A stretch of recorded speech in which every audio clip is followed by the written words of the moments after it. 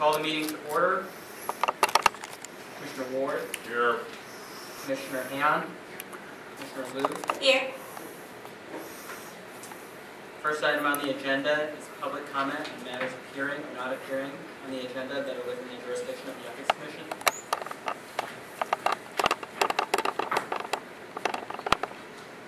Good afternoon. Just wanted to briefly introduce myself. My name is Stephen Hill, one of the co-authors of the public financing ordinance, going all the way back to 2000, and then when we amended it for the mayor's race. And it's also one of the authors of the ranked choice voting legislation that was passed by voters, both of which are much being discussed right now because of their impact on the mayor's race. So I'm here to hear your deliberations and also contribute to the conversation about the public financing ordinance. I think this is very important that you deliberate carefully about changes having to do with the public financing ordinance. I think it's been working quite well in San Francisco. It's only because of a Supreme Court ruling that probably most San Franciscans wouldn't support if they were voting on that Supreme Court ruling, that we have to tweak the law to some degree. I also encourage you to really try to bring the public into this conversation, since it's the public that is paying for the public financing ordinance. I think it's important that you try and have the public be part of this conversation. I have to say that I've been a little disappointed because I did not know about the special meeting this evening. Previous meetings that have occurred on this, always find out about them quite late. And perhaps it's my fault. Perhaps I don't know if you have an email list that a citizen like myself can be on to be notified about meetings. I'm on one for the Elections Commission and other task forces and such. So, I know that among people that care about this issue a lot right now, there's a general sense that they haven't been part of the conversation. They haven't been part of the process, and they would like to be. So I really encourage you to try and think about how can we involve the community, especially the community of people that work so hard. You know, I'm new to a lot of you, but I was known to a lot of the previous members of the Ethics Commission because we had to talk to them about why we thought the public financing ordinance should be extended to the mayor's race. And we were successful in making our case. And so we welcome being part of this conversation and talking with all of you about it, and hearing your thoughts, and really trying to figure out how do we preserve what's good about public financing, make it legal. If we need to tweak it in some ways to account for what's going on in the mayor's race right now, let's do that. I think people are quite open and flexible, but it's hard to be that if you're not in on the conversation. So I look forward to talking with you more about this, hearing your thoughts on it as we move forward and trying to figure out what's best for San Francisco. Thank you for your time. Mr. Chair, I have a quick question for you. I'll leave to Mr. St. Croix to answer your question about whether there's an email list for people who'd like to be kept apprised of our agendas and so forth. Do you have any other suggestions for how we might engage the public? Because I'm very sympathetic to that suggestion and just wonder what that might look like from your perspective. Well, the least expensive is using the internet, and I think just having, letting me know that you have a list, get that list out to people by email as well in advance as possible, so that they know what the agenda is and can weigh in with their viewpoints. I mean, if you had a lot of money, I'd say mail and things, but I know you don't. So I think having a good email list and broadcast netwide, letting people know that it's there, is probably the best way in the short term. If I have other thoughts, I'll sure let you know. Okay, I appreciate that. And let me just mention, you referred to special meeting, and this meeting is only special in the, apart from the fact that they all are, in that it was moved to a different day and room because the regular meeting fell on a holiday. So it's not as though it's a variation from our usual practice or an additional meeting. Okay, thank you That for can be clarifying that. Yeah, I was under the impression that perhaps it was because the agenda said special meeting, and that's usually it's an extra meeting, but thank you for clarifying that. Sure. Yeah.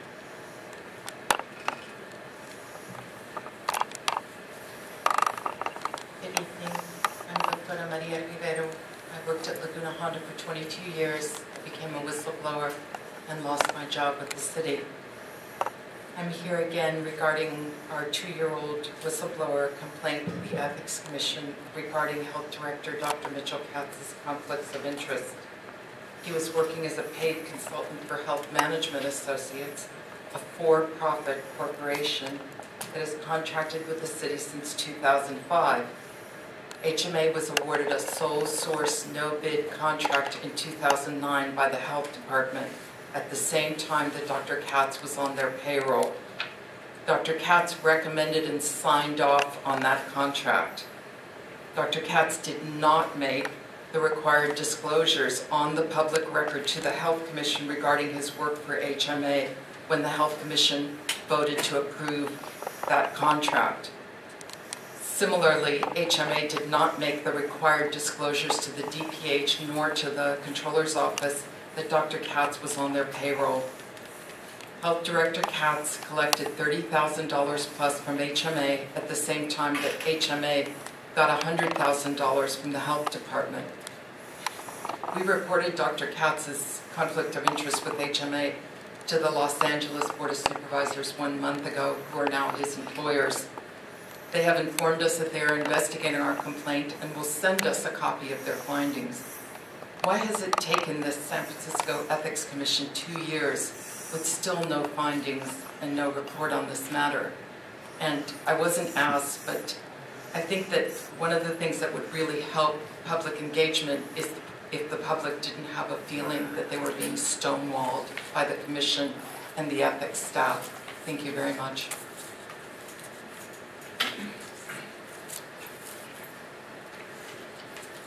Good evening, Commissioners. My name is Dr. Derek Kerr. After 20 years at the Lunahan Hospital, I became a whistleblower, and then I was laid off. The civil grand jury report on the whistleblower program showed how retaliation against whistleblowers is not being addressed. In our experience, the Ethics Commission buries whistleblower complaints and ignores retaliation. Your staff seem afraid to deal with complaints against high-level city officials. They seem to be aligned with those who have the power to retaliate against whistleblowers.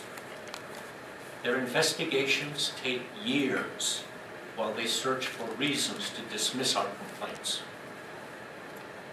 Our complaints are sent to the city attorney, whose job it is to defend the very same officials that we report for wrongdoing.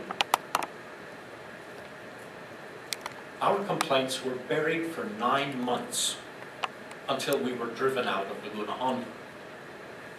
Then we were advised to get a lawyer. Now your investigator is prohibited from talking to me because I did get a lawyer. And that lawyer wants to ask, what happened to our complaints? 2 years later, we're still waiting for a determination. Understaffing is not a credible excuse for 2 years of delays. In those 2 years, staffing was available to pursue many other matters, but not our complaints. Last month, Mr. St. Croix told the Citizens General Obligation Bond Oversight Committee that some 16 retaliation complaints were filed since this commission was founded. Not one has been prosecuted. Please think about these numbers. 16 retaliation complaints, 0 substantiated. Think about what this means. Thank you.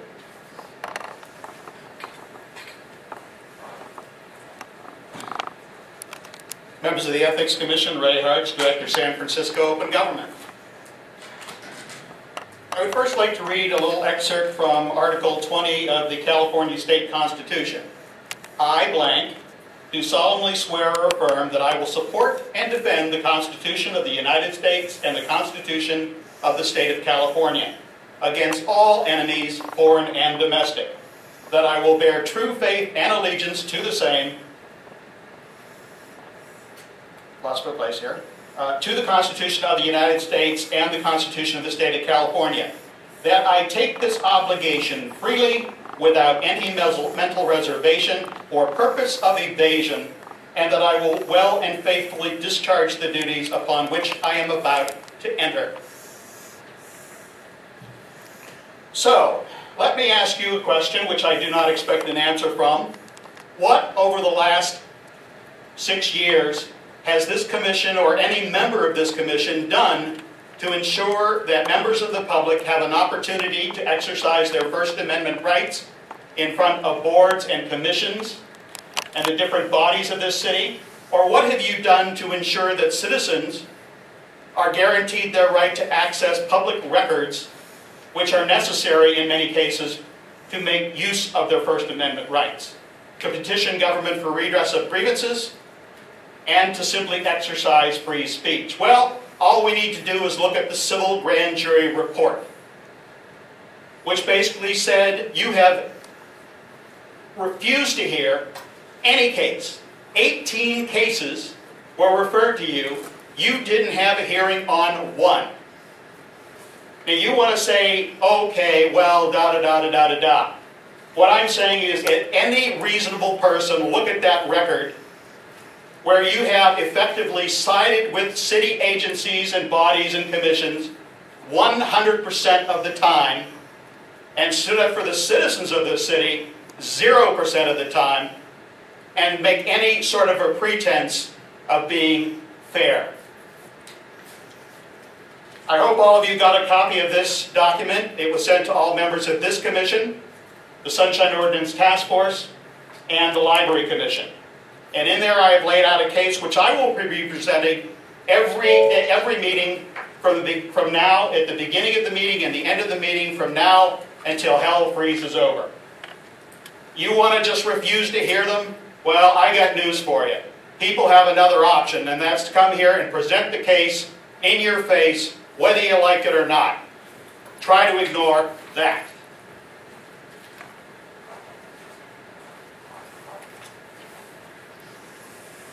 Before we move on to the next item on the agenda, I would like to say one thing. We're not permitted to talk publicly about pending whistleblower cases,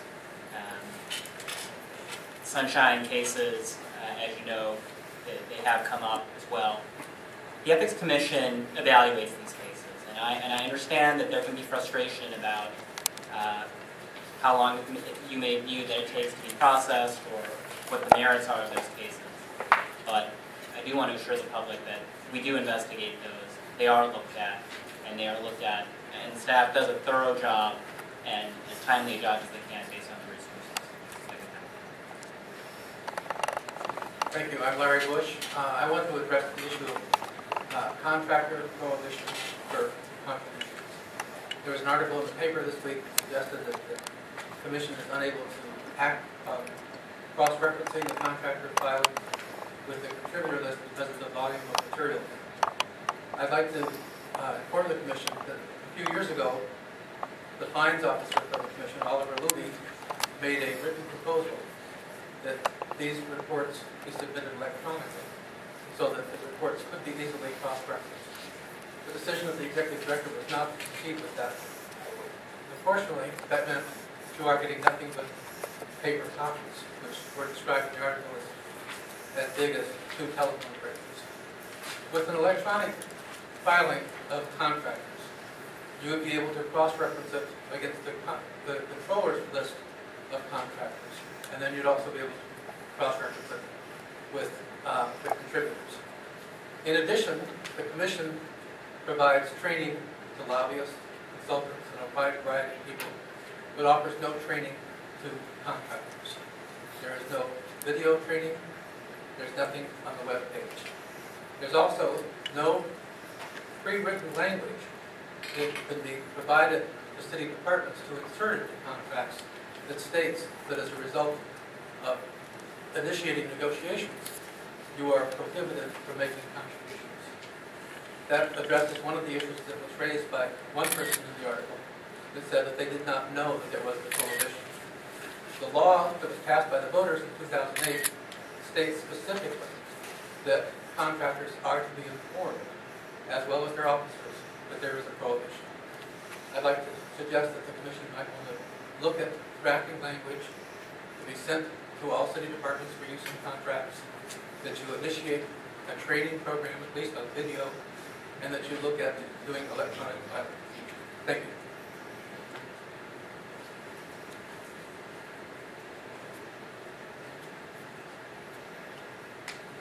The next item on the agenda is discussion of the public financing program, including consideration of developments since the Commission's approval of amendments to the CFRO to address U.S. Supreme Court's decision in Arizona Free Enterprise, as well as an alternative proposal by the Supervisor Jane Kim as proposed. Mr. St. Croix would like to introduce this item. As the Commission knows, the proposal that we had that would have been a temporary alternative was adopted by this Commission, was not adopted by the Board of Supervisors. During those discussions, Supervisor Kim suggested that she had an alternative to put forward that would attempt to assuage the difficulty presented by the constitutional argument while preserving the integrity of the program. We do have a time element here. The Board of Supervisors elections for next year, public finance program provisions will kick in sometime in February. So within the next few months, we have to figure out an alternative way to preserve the public finance program, but protect it from constitutional challenge. So we have Supervisor Kim's proposal here before. It's a whole proposal. It's ready to go. We can consider that. The alternative, if the commissioners would like to see other alternatives over the course of the next number of weeks, we will convene at least one, possibly two interested persons meetings to try to flesh these out a little bit better. Perhaps use this as a basic proposal, or have more time to look at what other jurisdictions are doing. But ultimately, this body and the Board of Supervisors need to look at some kind of alternative language, again, that preserves the integrity of the program, but also protects it. And I think there may be someone here from Supervisor Kim's office.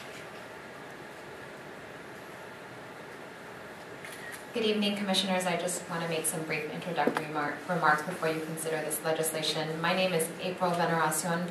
I'm a legislative aide for Supervisor Kim. On October 4th, we introduced legislation in response to the recent Supreme Court ruling, as you've referenced already, Arizona Free Enterprise Club, Freedom Club PAC et al. Versus Bennett. And the legislation that's before you would increase the qualifying amounts for candidates from $5,000 to $7,000 currently, as well as increase the individual expenditure ceiling for supervisorial rates to $245,000. So this amendment would eliminate any additional public matching funds if the individual expenditure ceiling is raised. So we have, from our office, heard from many advocates about introducing amendments to the current campaign and governmental conduct code that would address the mayor's race.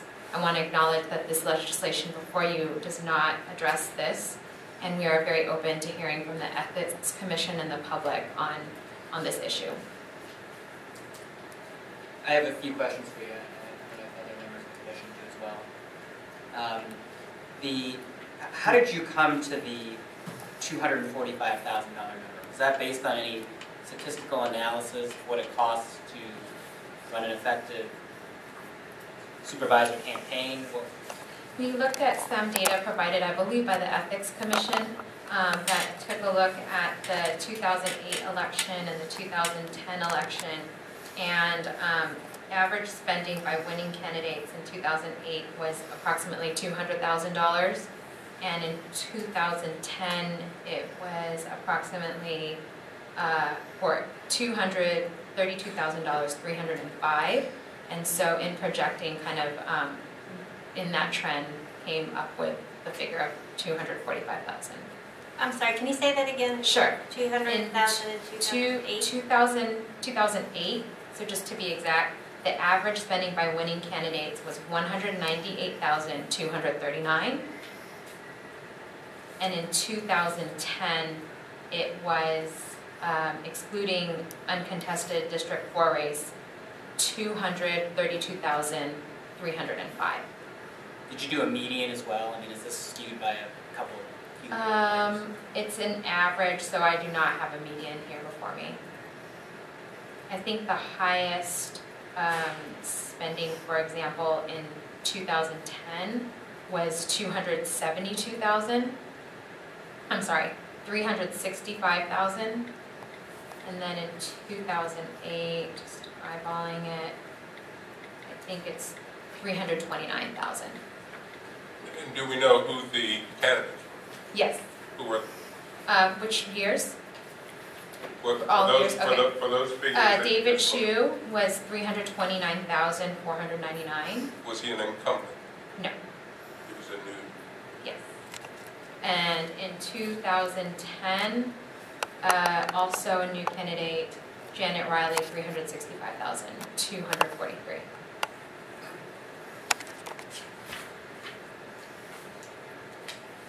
And how did you come to the amount, the increase from $5,000 to $7,500 for qualifying?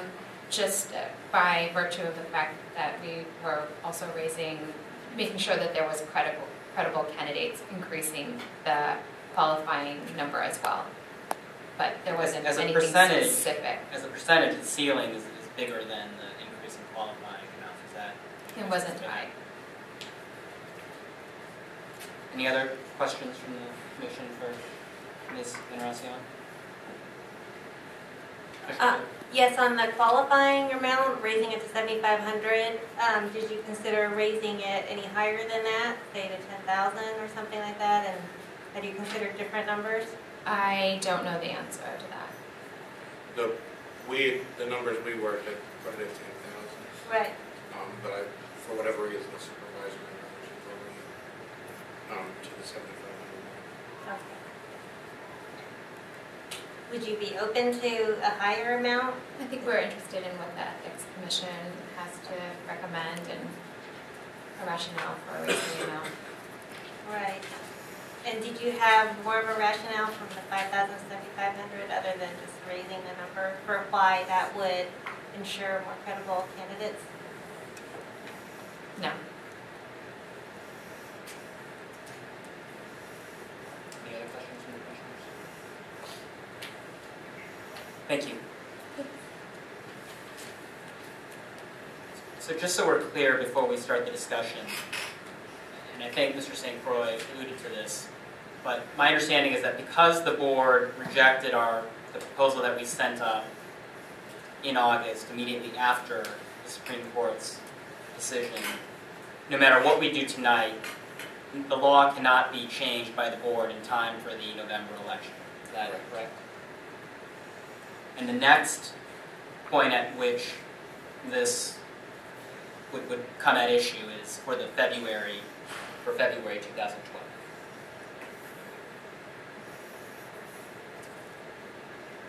On this particular point, I would, if the commissioners agree, welcome public comment before our discussion. So I will invite the public to address this issue now. Thank you. Thank you, Stephen Hill, and I especially appreciate the opportunity to be able to address it before you have your discussion. I think that the Supervisor Kim's proposal has merit, though you'll note that it's lacking any proposal for the mayoral race. And so I think that this is something that they should go forward together as a package, not one at a time, I don't believe, because you need 8 votes at the Board of Supervisors, and it's going to be tough to get that. And so I think that the idea is I think we should try to craft something that we all can either agree with or at least live with in order to sort of go together or to try and get those 8 votes. I mean, to be perfectly honest, what happened at the last board meeting was that the people who have been on this issue for many, many years were not comfortable with what came from the Ethics Commission to the Board of Supervisors and worked very hard to stop it. So again, I think it's important that we work together to come up with something that we all agree with. We all know that we have to fix it. It's a matter of what we come up with.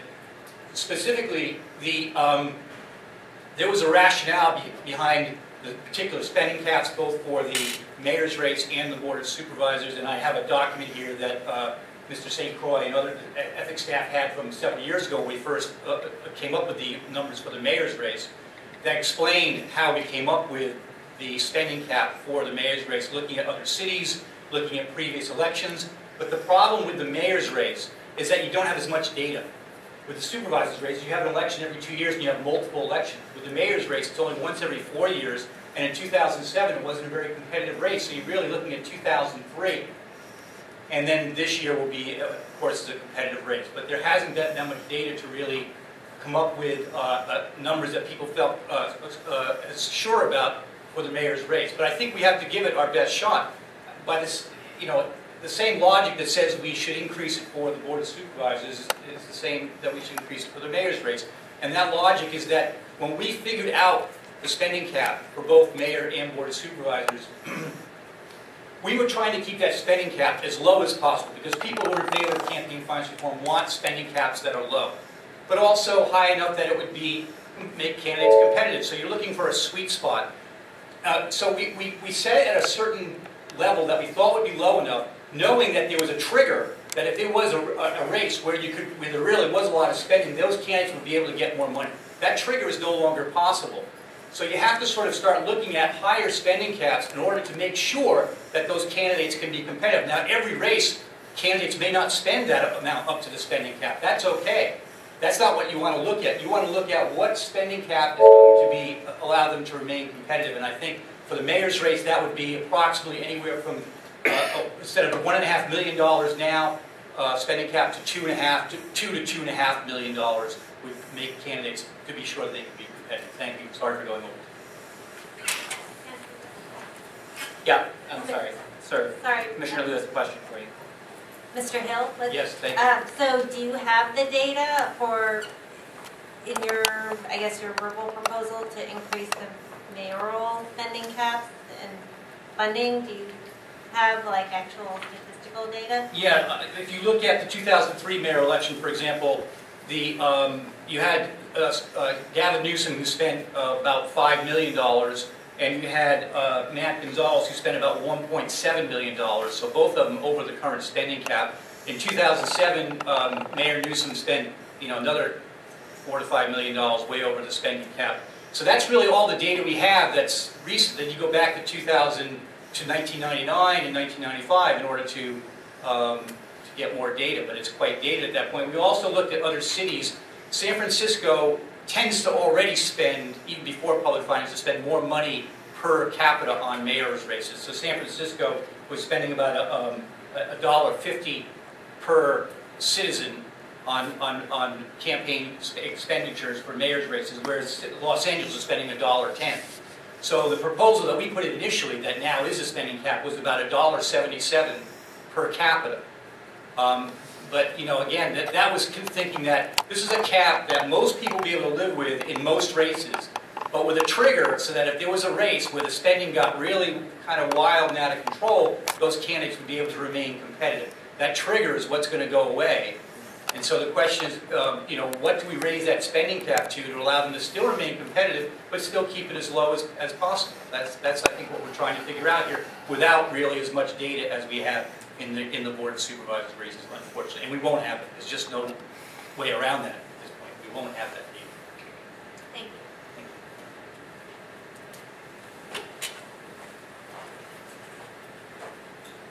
Members of the Ethics Commission, Ray Hartz, Director, San Francisco Open Government. Offices for sale, offices for sale.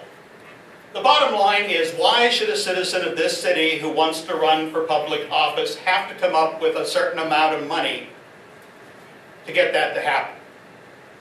How many of the citizens of this city would be disenfranchised in the electoral process by the fact that they haven't got an extra $5 grand laying around or they can't raise $5,000 from their friends or family.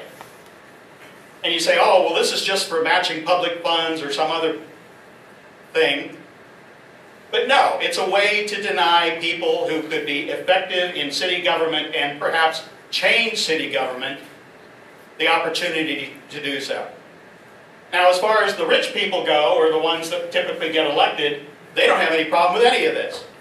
Because they just ignore the public funding, and they just go out and get money hither and yon and over and above and anything else, and they spend, as we've already heard, as much as they physically want to.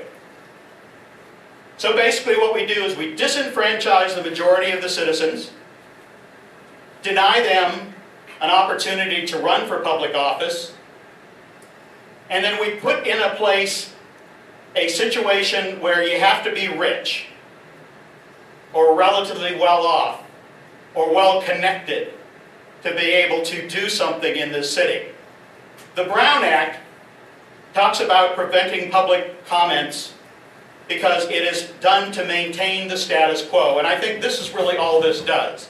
It maintains the status quo. We like to re-elect the same people over and over and over again. And once they're finished on the Board of Supervisors, they move on to the State Assembly. And then they move on to the State Senate. And then they come back and run for mayor. So we end up with the same people 10, 20, 30 years over and over and over again. The same cast of characters. It's like watching a replay of that, the movie with, I can't think, well, yeah, you must know it is. Groundhog Day. No, not Groundhog Day. I was thinking of the World War II movie where the French police chief says, round up The Usual Suspects. the usual suspects. Thank you. And what I'm saying is people really need to stop looking at these issues as simply, oh, should it be this much or that much? Should it be 10,000 or 7,500? Should there be anything at all? Shouldn't any citizen, a veteran, a senior citizen, a person of color, be able to simply get on the agenda and say, I want to speak up for what I think is right, and I think I would be a good candidate for this office?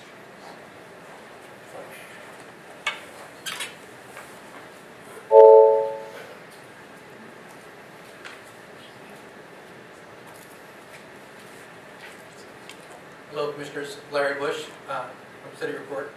I think that Mr. Hill and Supervisor Kim have both made good points.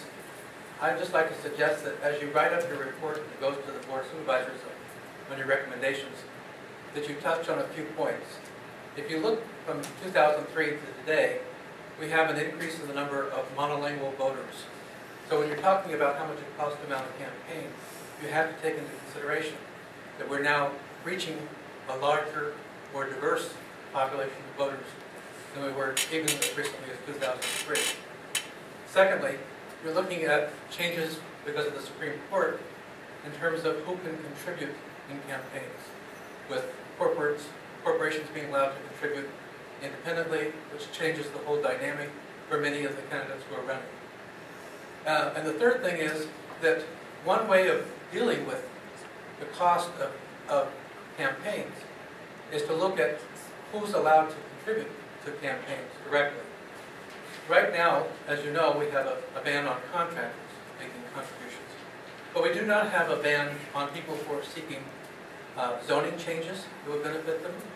People like CPMC are free to give, even though they're seeking a major change that benefits specifically them. Those things were all part of San Francisco's law, passed in 2000 under Prop O. There was a subsequent revision of that, which people didn't pay close attention to, that gutted a lot of those prohibitions. So you might want to take a look at the other end of it, which is who are the people who are allowed to fund campaigns. I just suggest that you take a look at those 3 points as you address the Board of Supervisors. Thank you.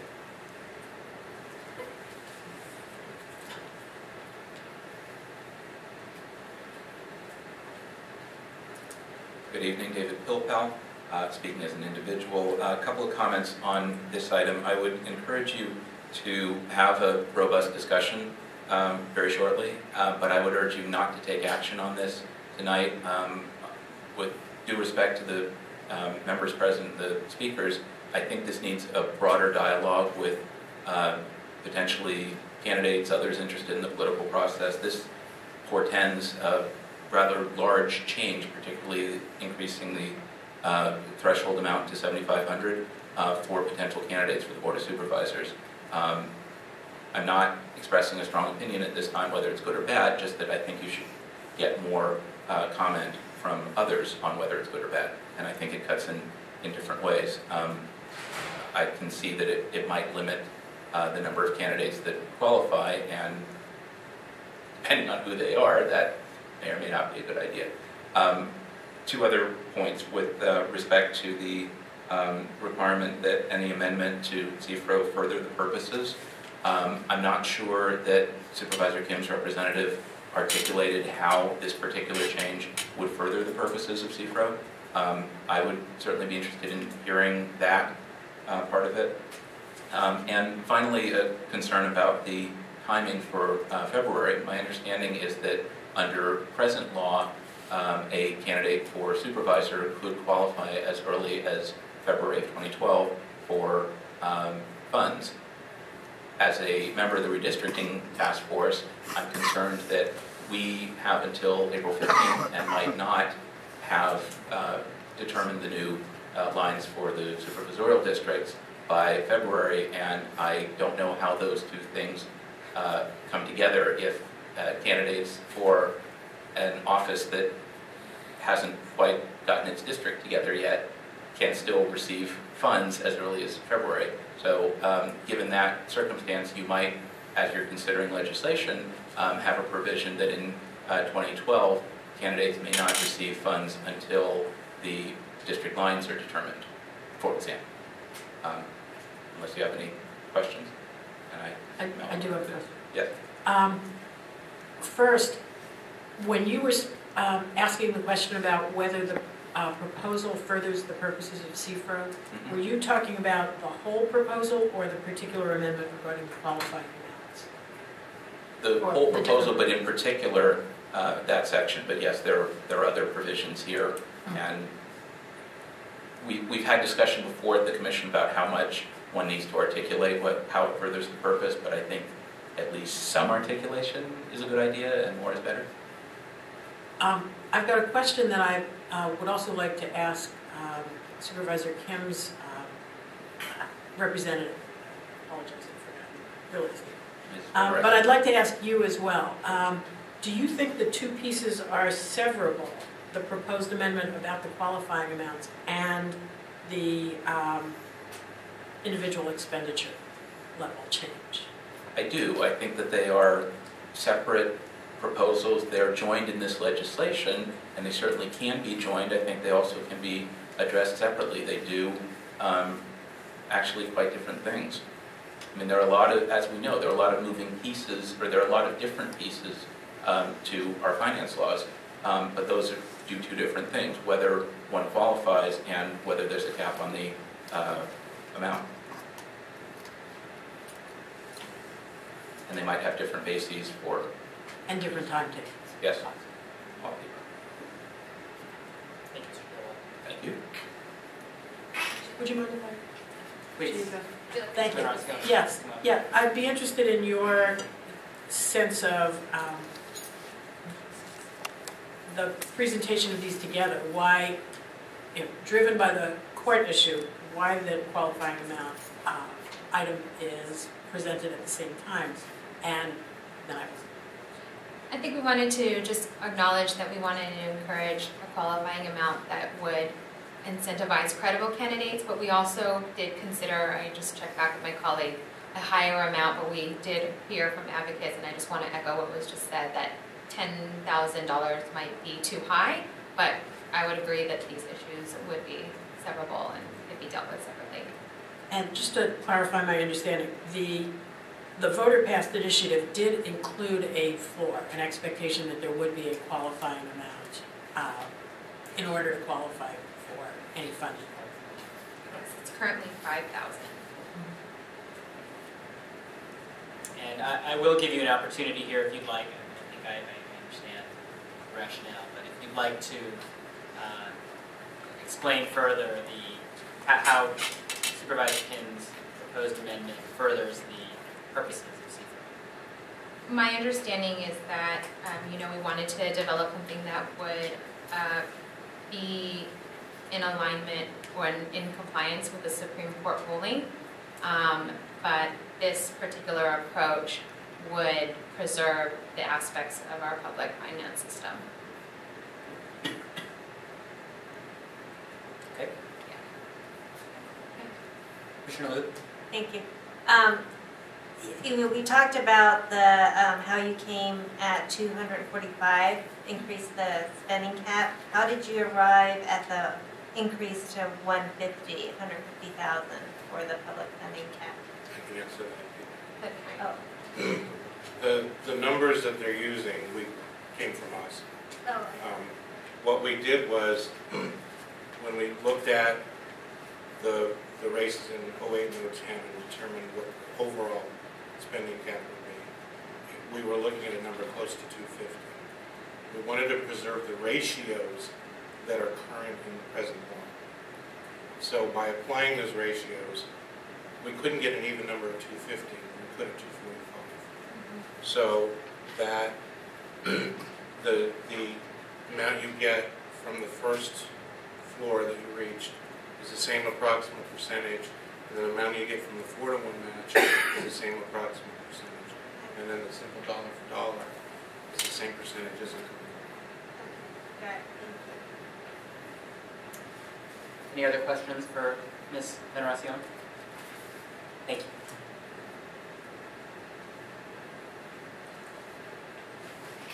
Commissioners, comments on proposed legislation and/or further amendments to CFRO in light of Heroes of Free Enterprise? I'd like to ask Mark Morigoni a question, clarifying question. Is that right? Yes. So in the Supreme Court Arizona case, in light of that, it's still okay to raise spending caps in response to opposition spending. We just can't give funds in response to opposition spending. That is my legal opinion, yes. Now, of course, you get two lawyers in a room, you get three opinions, and you'll recall that the Sutton Law Firm did submit a letter to you at an earlier hearing claiming that that would be also unconstitutional, but I think we can defend that. Okay, the Defend Supreme against Court that. opinion didn't address that point. Right. Okay. Okay, thank you. Commissioner Han? I have a question on potential litigation. Do we have any idea when that might come up? And what do you see in your crystal ball? I mean, is it sooner or later, depending upon what we do? You know, anyone's guess is as good as mine. I had expected personally that after the Board of Supervisors' decision, we'd be sued the next week.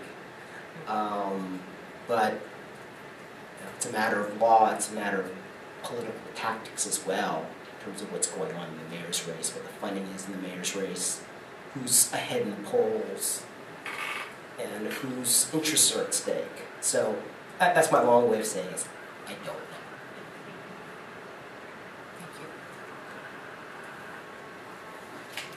I have an additional Yes. just comment. I mean, I do agree with the comments that David Pilpel made about having, given the fact that we can't make a decision prior to the November election, we have a little bit of time, not a lot, to deal with this perhaps in more detail and to hear from all kinds of interested parties. And I think that that really is essential, that we hear from, you know, people who are involved in the election right now, the election process in November, you know, candidates, potential candidates, you know, contractors, people who are involved in political campaigns. At least for myself, I feel that it would be beneficial to hear the many, many points of view on what we might do to comply with the Supreme Court decision. It's a very complex topic, certainly for me. It isn't for anyone else, but to hear all of those points of view, I think would be valuable, and I think it's important for us, once again, when we've talked about the whole issue of communication and participatory government, that we create an opportunity for that broad discussion. I would like to agree. I would appreciate some more input on both of these pieces. The levels are, as folks have said, we have more data about the supervisor's race than the mayor's race, but even there, we're guessing, and we're also trying to understand what direction this will push the whole process and the nature of races in San Francisco, and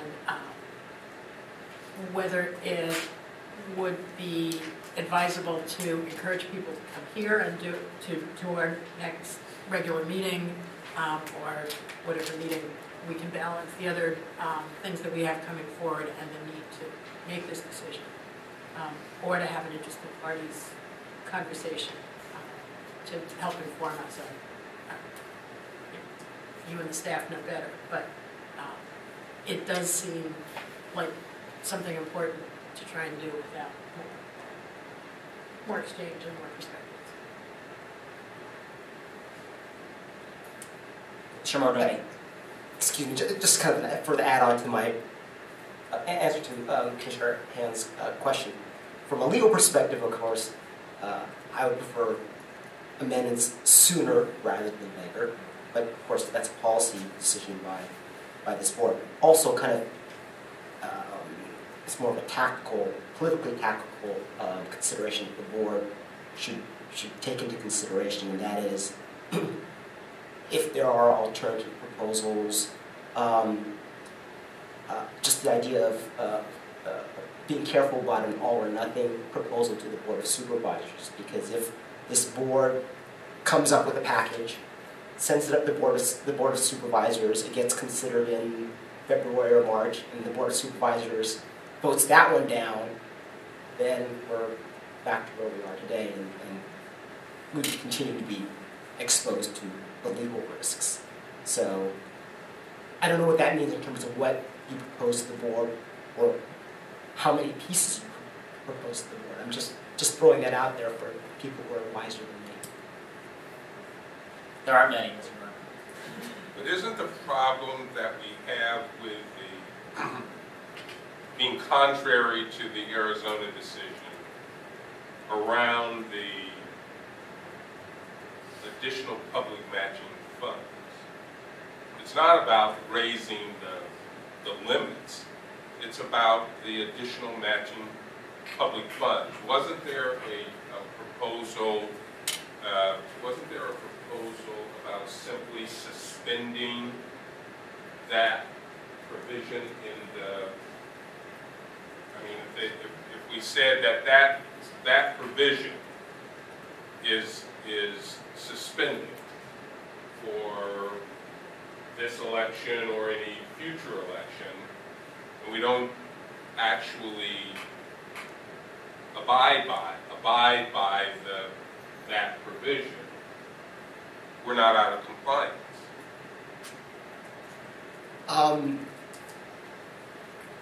That's what I thought this commission did with its last proposal to the board. I'm not sure about the commissioner's use of the term suspension. What this commission did with the last set of amendments was to cut off that connection for all permanently.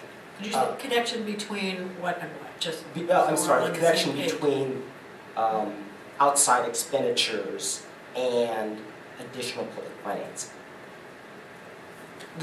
Precisely the issue or the concern or the connection that can. Yes. Although, I mean, we wanted to actually amend the law to eliminate that connection. is your question, Commissioner Ward, more just not enforcing it? I mean, not, And announcing that it would not. be right, it enforced. would not be enforced, so instead of just straight out amending the law, just not enforcing it, so it wouldn't be right for a lawsuit, because nothing would happen. It wouldn't, the facts wouldn't arise for a lawsuit. I see that issue was not discussed before this commission. Yeah, that is a new possibility in light of the board Is it a possibility? disagreeing. But I think I am getting a little concerned that this is delving into legal advice to us. So, Mr. Mordaunt, I kind of Yeah, I wasn't ready to Defer answer to that you. question anyway. I would be concerned that a lawsuit could be forthcoming either way.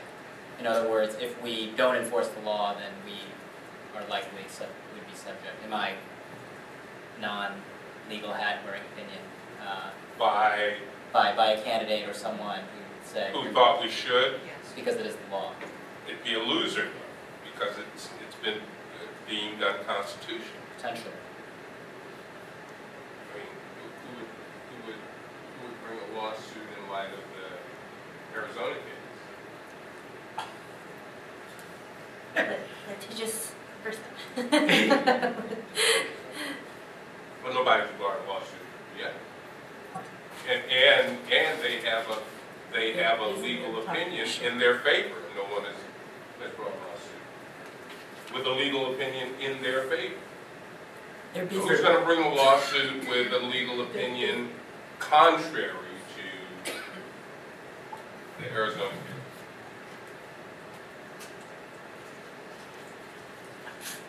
I know, just asking. So, I mean, I agree. I mean, I think we need to fix what's unconstitutional. So that is what troubles me the most in how this has come to be packaged together. But I also welcome, I mean, I do think that we need more, perhaps, public comments or welcome public comment on, raising the qualifying limit, on the numbers, whether these are the numbers that we should go by. Once the trigger is not there anymore or not being enforced anymore, and perhaps a piece about whether, there needs to be a companion piece for the mayor's, for the mayoral candidates as well. That all, I think maybe we would need more public comment, or I would welcome more public comment on that and agreement in that regard, but I am troubled by not fixing what's unconstitutional and having it just hang out there for so many months. I share that concern. I think that was the purpose, obviously, of our August attempt. It was not intended to be a complete fix of the system, but was intended to address an immediate and specific concern. But short of not enforcing the law, which has risks, but I acknowledge what Commissioner Ward has said about it. There's nothing else we could do to fix the law for November. So I too am in favor of more public discussion, whether that be through interested persons meetings. But I do think the Commission would benefit from further input from the community on these issues, so that we can come up with a plan that truly furthers the purposes of CFRO and also complies with the law. Speaking about Supervisor Kim's proposal, one of my concerns is that the amount that would be expended, amount of public funds that would be expended. You were talking about a substantial increase in the individual expenditure ceiling, which not in and of itself, but potentially could conflict with one of the goals of CFRO, which was to limit the influence of money in campaigns, particularly when coupled with a very modest increase in the amount that it takes to qualify for the funding. I think these and other concerns need to be addressed for the Ethics Commission, which should send something up to the board.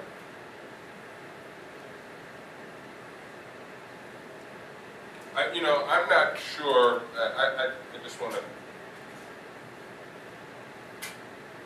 go on the record with regard to the qualifying. I don't believe that these qualifying amounts are established to keep people out of races. It's an ordinance, after all, that was passed by $5,000. But I'm not sure that there's any good reason to raise it for, I mean, one person's credible candidate is another person's, you know, unqualified candidate. So $2,500 buys you some credibility. I'm not sure that I agree with that. And so I'm not even, it doesn't make a lot of sense to me to increase the qualifying amount from $5,000 to $7,500.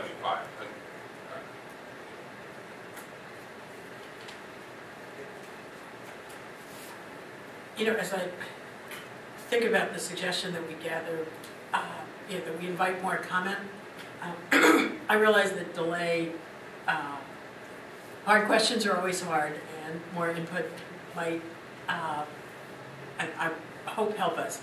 But it's October 19th, and it shouldn't be a surprise that this was not exactly the moment to get maximum input from people who are actively engaged in the political process, whether as local activists or candidates themselves, or working on the staffs of candidates, or even reading trying to gather enough information to sort out all the choices that we have the opportunity to make as San Francisco voters.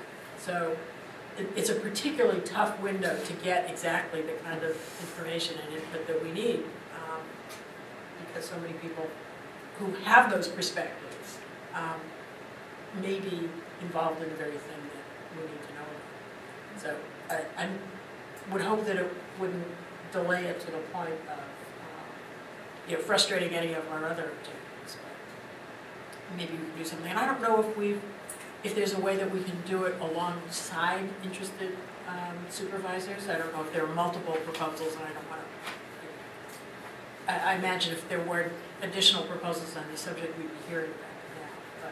But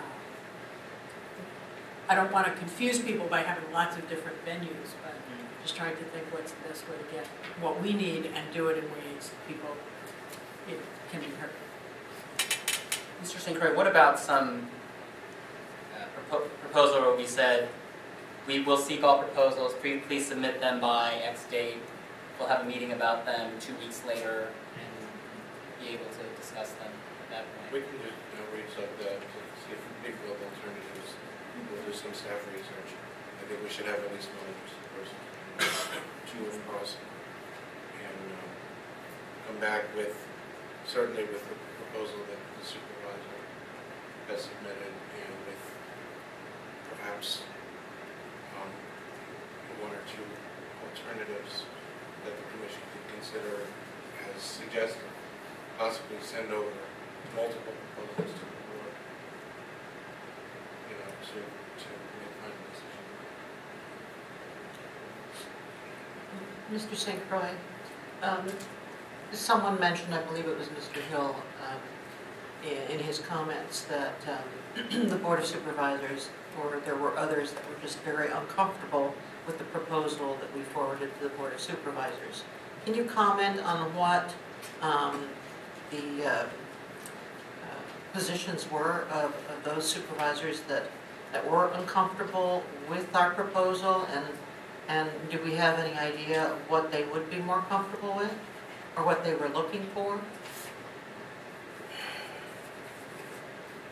Well, the proposal we sent over was supposed to be a temporary fix, just to get us through this election. And then we would revisit the mayoral public plans program at a future date. Originally, I think most of them expressed that it was the Supreme Court ruling that they were frustrated with, not necessarily the fix that we had for it. But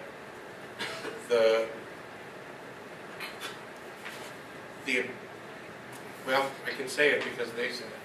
The ability to level the playing field is inherent the ability to level the playing field that's inherent in the current program is diminished by eliminating that trigger that gives you extra financing if third-party financing rises to certain levels. So that it becomes more difficult for candidates to stay competitive under the proposal we put, because they can continue to raise private funds when they have no access to additional public funds over the additional target. And that was too high of a hurdle.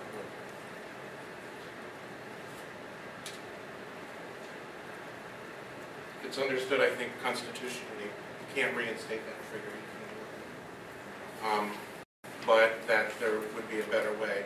Supervisor Kim obviously thought they could keep candidates who are publicly financed more competitive by raising the stakes at the outset so that they had a bigger margin to work within in lieu of potential expenditures. As Mr. Bush points out, there are these other possibilities now for the Citizen United case where,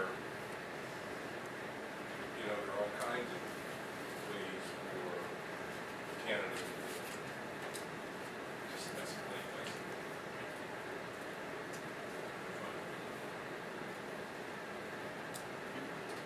I mean, well beyond these limits.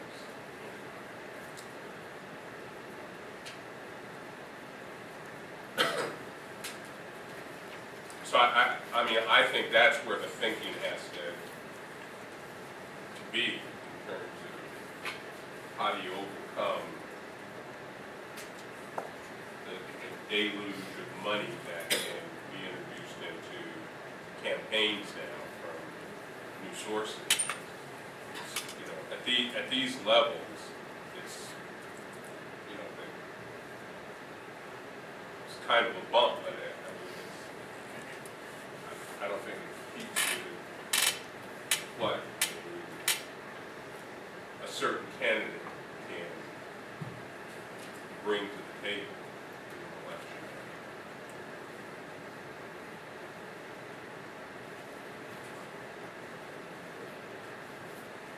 Any further comments from the commissioners?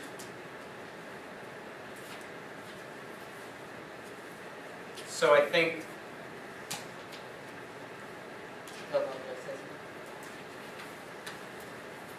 David Pilpel again, if I might. Subsequent to my public comment, I learned that there was a press release from the staff this afternoon that the ICs were lifted. I did not know that at the time of my comment. I think that if the commission wants to give direction to the staff tonight about how to proceed under the current law, however to proceed, now would be the time under this item. In the absence of giving direction from this commission, the staff will do what it chooses, whatever it sees fit, and the city will suffer whatever consequences may occur. I'm not arguing in favor of one thing or another, but if you want to give direction, I would suggest under the current circumstances, now would be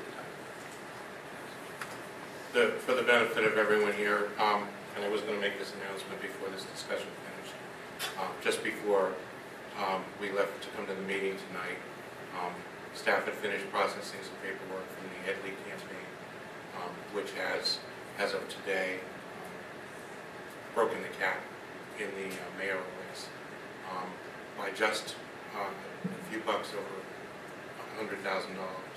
So we issued a press release just before closing that all of the public finance candidates' sittings have now been raised by $100,000 as of this evening.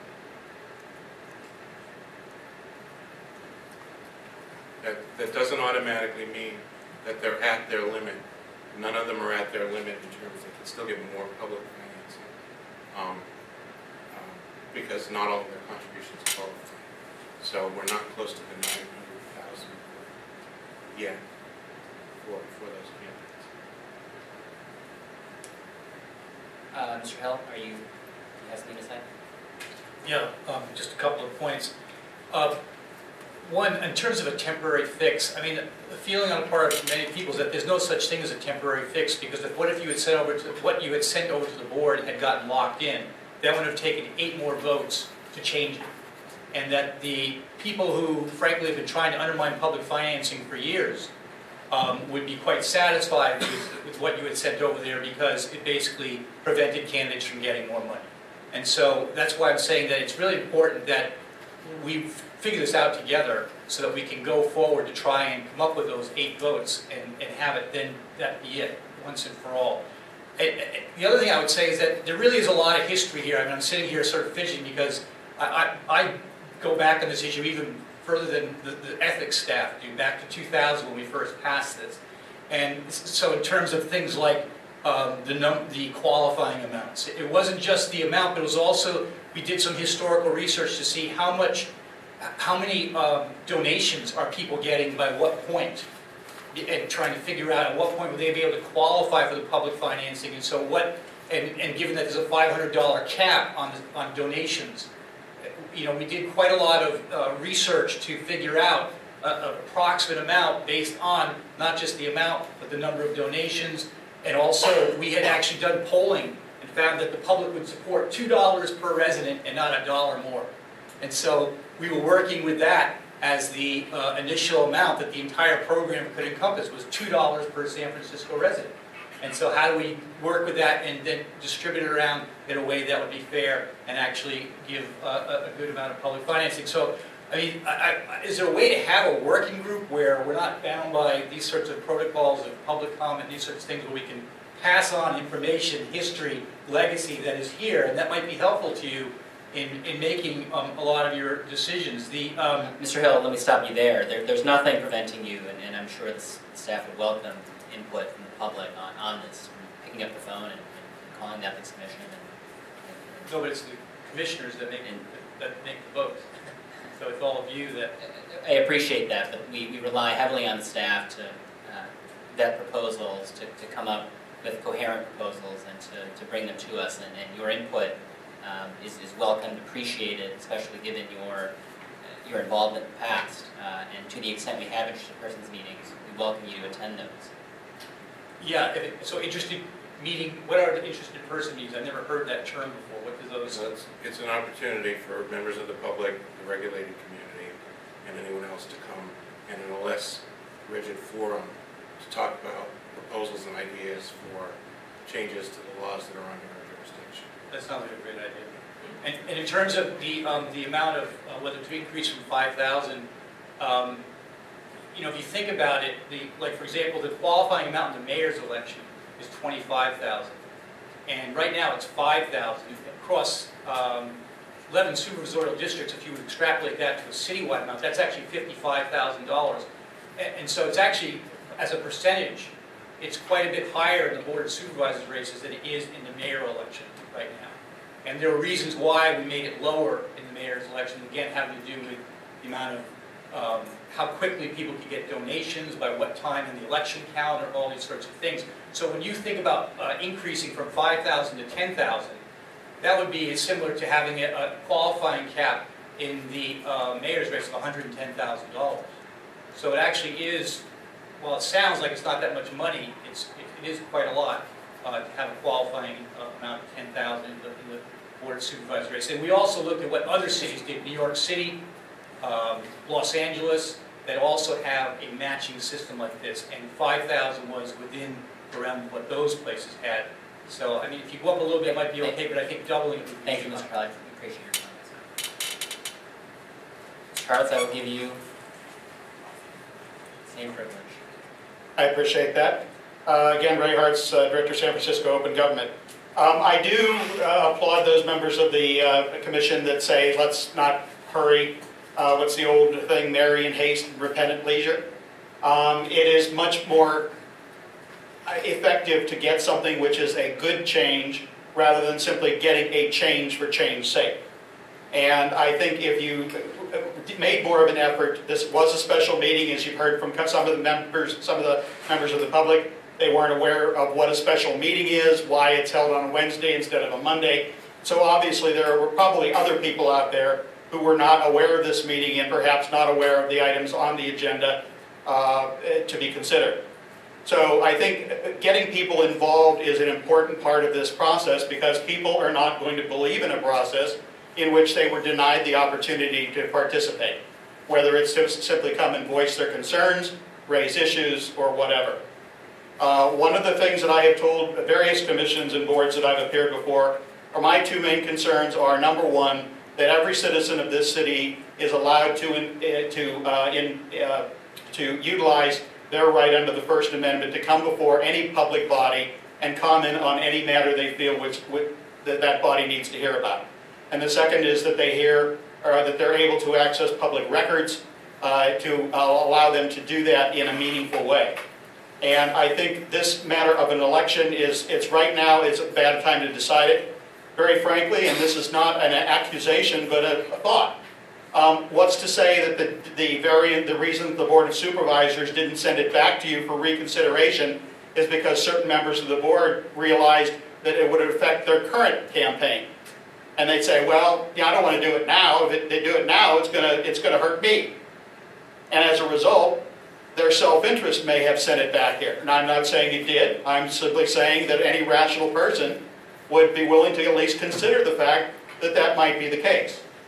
Doing something like this in the heat of an election is really not acceptable. And if you look around this room, the number of the members of the public that are present are minimal and negligible if you really consider the citizens of the city. And I think having an opportunity for anyone to know exactly what this is about, exactly how it's going to impact the future elections in this city, and have an opportunity to come here and voice their concerns is critically important. Thank you, Mr. Hartz. So I think we're in agreement as commissioners that we should get more public input on the proposal. Staff should do their best to solicit such opinions. I propose we take a very short break before we go on to the next agenda item. That's okay with everyone? 5 minutes.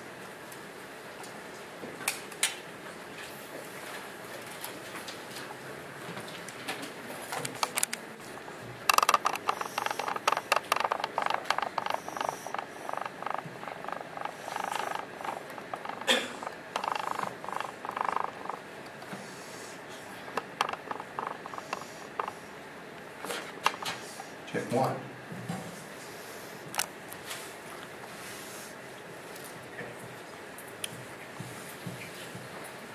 Check two. Great. Great, we are back in session. Thank you very much. Fixing our audio. Before we move on to the next agenda item, I would like to give a thank you to Mr. Morodomi. He's been advising us on the CFRO issues relating to Arizona Free Enterprise because the city attorney is running for mayor, so his office cannot advise us. So he's from Oakland, the Oakland City Attorney's Office, and has been very helpful to us, and I know the board. Thank you so much for your help. The next item on the agenda is consideration of possible amendments to CFRO. Mr. St. Croix, would you like to introduce this agenda item? This is part of our, as always, ongoing review of CFRO. As time goes by,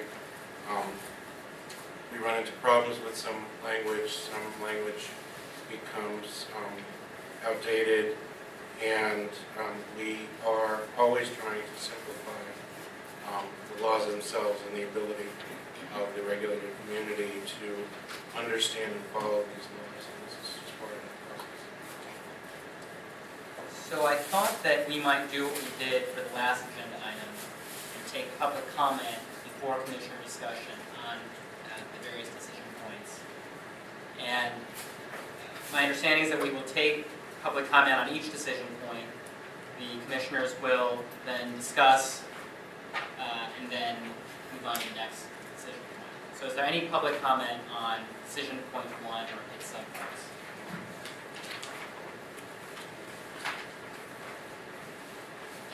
We are going to adhere very strictly to the 3-minute limit because of the number of items. Of course. Well, I mean, as you're looking at various points about how to make your CFRO work better, there's actually another issue that I want to put before you to think about that is being discussed very actively in the community right now. In looking at the mayor's race, there's a sense that some of the candidates who are publicly financed would have pulled out of the race once they saw who else was in the race. But because they had already spent public money, if they had pulled out of the race, they would have had to pay that money back. So they're staying in the race, some feel, just so they don't have to pay the money back. It raises an interesting and intriguing point that those of us who drafted the law, frankly, never thought about. We based it on what laws that have been working for a long time in Los Angeles and New York City, and that issue had never come up. And so it raises the possibility, for example, should we say that you can only receive the public money once the qualifying deadline for candidates has passed? But if you do that, right now the qualifying deadline for candidates is, early to mid-August. It's quite late in the campaign, so it might negatively impact some campaigns. But on the other hand, it's been complained about in the past that the qualifying deadline itself is quite late, and people have said we should move it to like July or even June.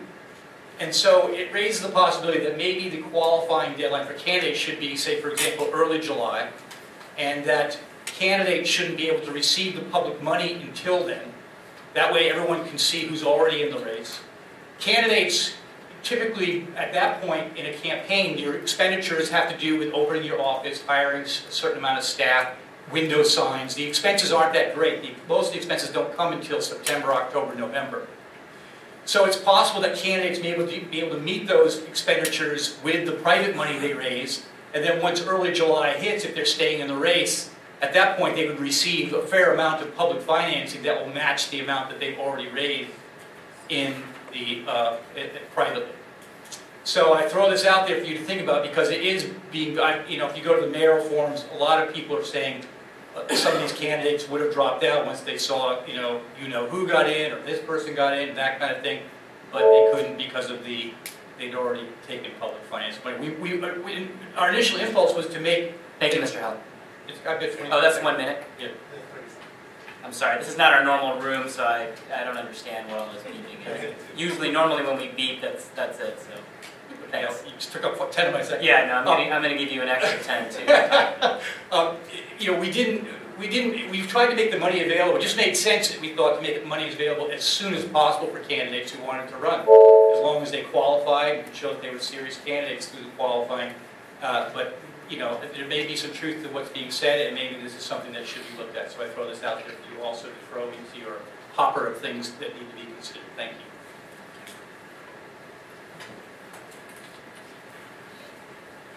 David Pilpel, this is on decision point 1, all of it, 1A through D? Yes. Is that what you're asking for? Yes, exactly. Okay, let me try, although staff hasn't presented, so I'm just going from the context of the memo. Okay. I'm concerned that the form and content, as I read it, doesn't include the number of communications. It's just about the dollar amount. I'm trying to reconcile that with the mass mailer. What do you call it? I'm sorry, which one are you looking at? I'm generally in 1A through D, so I'm in ages 44 to 46 or so.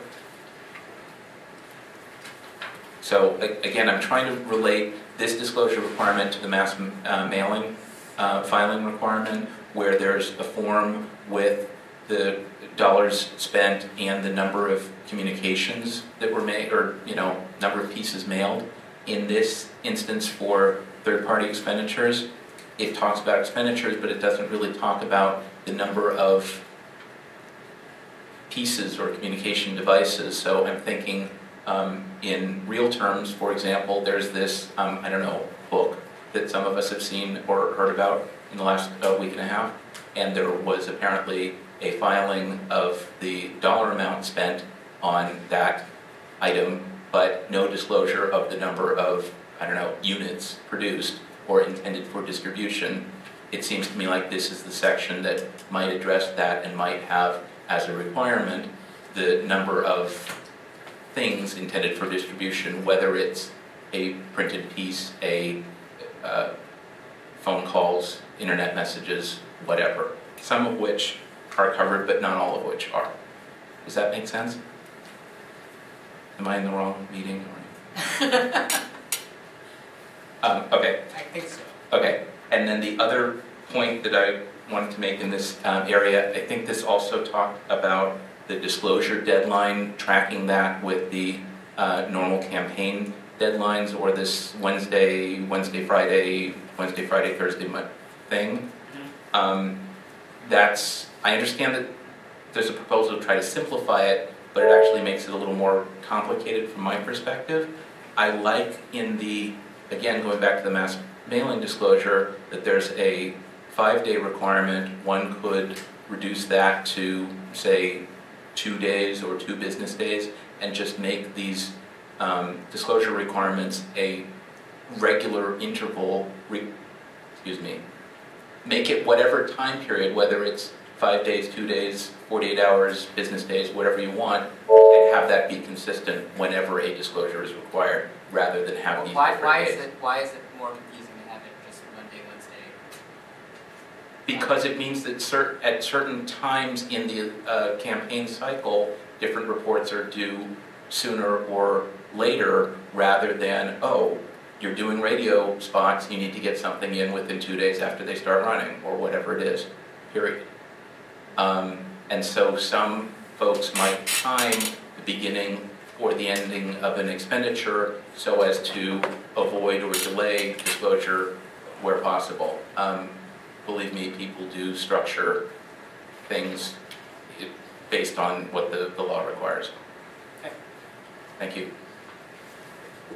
I don't know if you want a clarification on Mr. Popel's first point. So what he's pointing out is that the current draft that's before you, anytime a third party spends $5,000 on any communication, internet, radio, TV, a mailer, whatever, they have to disclose a copy of the communication, how much they spend, which candidates it mentioned, etc. And he's asking that when they produce, say, a book or a flyer, that they also report to the Ethics Commission the number of flyers that they produce with that $5,000.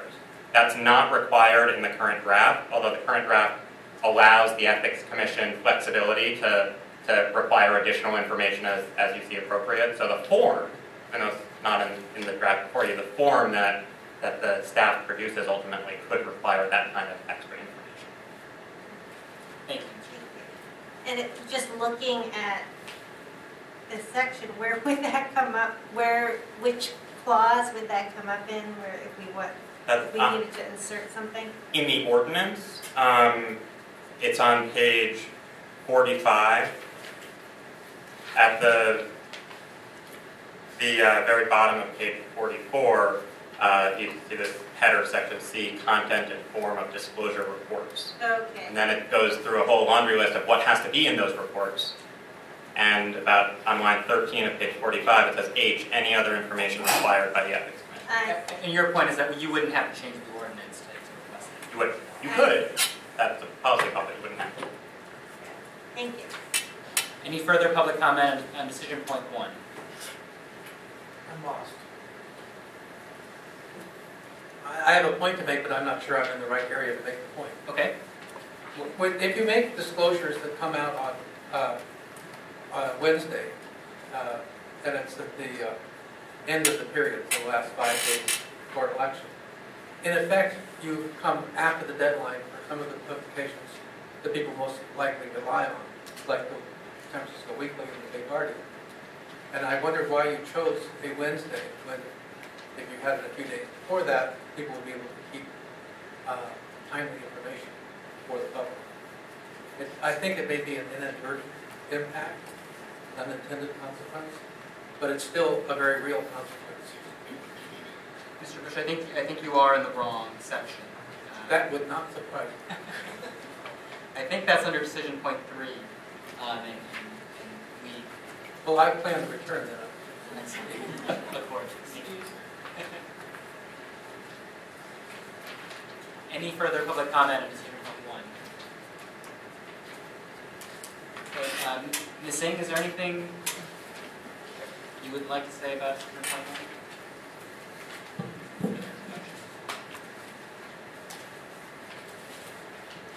1? No, I don't think that there's anything that I need to say that's not reflected in the memo. Commissioners, any comments or questions? I guess we should start with 1A. Oh, I did have a question for the thing.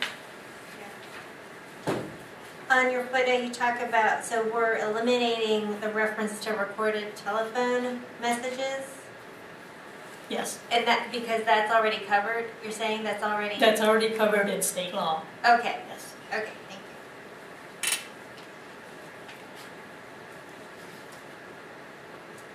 I had one question about, sorry, unless anybody, any commissioners have a question. The bottom of page 4 of the memo, expenditures made more than 90 days when an election and races of publicly financed candidates. So, under current law, if there's a candidate in a race without a publicly financed candidate, are there any, in other words, would this apply in that situation? When there is no publicly financed candidate? Not would this apply, but currently under the law, what is required? So currently under the law, outside the 90-day period within an election, if in a race where there isn't a publicly funded candidate, the only reporting by third parties that would be required would be the mass mailings that are independent expenditures, and the deadline outside that 90-day period for that disclosure is 5 working days within the date of the mailing. 5 working days after the date of the mailing. And that would no longer be enforced if we amended per 1A? That we are not changing the requirement to file a mass mailing that is an independent expenditure. What we're doing is we're clarifying and making that deadline parallel with other provisions in CFRO that deal with third-party reporting. So, for example, the deadline that I just described was 5 business days after the date of the mailing, but other third-party provisions have different deadlines and lots of other different things like different thresholds and different types of communications. It's become very confusing for the regulated public and even the general public and reporters who are trying to understand what's required and how they should look at the information that's reported to us. So all we're trying to do is simplify the deadlines across different types of communications that are due. So we're not eliminating any reporting requirement.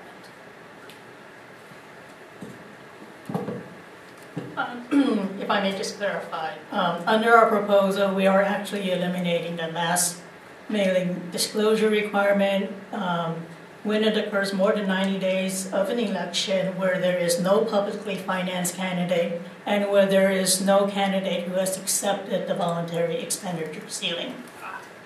So we are It's written as a practical matter. I see. As a practical matter, I think what the staff heard in the interested persons meeting, in particular and based on experience, it's rare that you have an independent expenditure, which is a mailer that says vote for X or vote against Y. That's an independent expenditure. It's very rare that you see that more than 90 days before an election. So practically, the elimination. Are we going to see a lot more if we get rid of the reporting requirement? Well, what we're doing is 90 days, anytime a mailing occurs or anytime any communication made by a third party occurs within 90 days of election, any type of communication, if it amounts to $5,000 or more, we do require a filing. So in that aspect, we are requiring more filings. But that's the point when spending becomes more critical, people are paying much more attention to what's going on. As John said, it is very rare for somebody to have a mass mailing 90 days out before the election where there's no publicly financed candidate or where no one has accepted the VEC. Any other comments or questions from the commissioners on this point?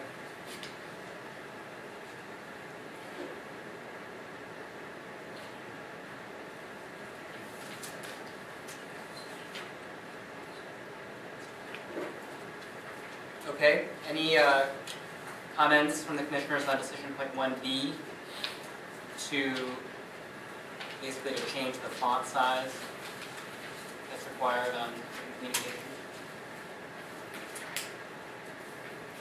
Is it too late for public comment on that? Technically it is. If you've got something short, the same as your motion, I invite you to. 10 point is too small. I'm sorry. That's short. It's too small. There was a lot of debate about making it 14.4 because of the issues about campaigns trying to essentially evade real disclosure by making it small type. So it went to 14 point.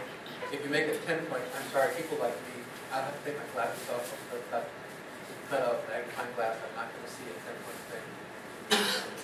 I put out a publication. I know what 10 point is. 8 point is OBIT type, just to give you a comparison. So the staff has helpfully put together in Appendix B a comparison of 14 point and 10 point font. And it's too small. And I think at the bottom, I think that's 6 point font. So those are I actually was wondering why 12 point wasn't considered. Well, one of the reasons is so that we can be as consistent with state law as possible. One of the reasons that we're making a lot of these proposals is really to streamline the CFRO, to make it as consistent as possible with state law so that people don't have to keep running to both local and state laws to understand what the rules are. And state law is 10 point. State law actually is 10 points for most third-party filings, except for 6 point, I think, on the cover of a mass mailing, if I'm correct.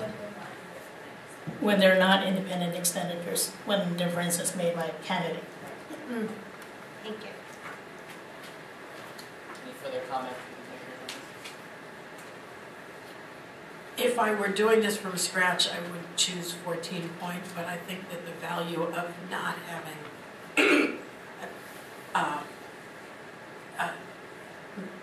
many different provisions that I think we risk undermining the importance of the ones that really do matter, or where we do need to be different from the state, or the number of things that people have to keep in mind if they make it really hard.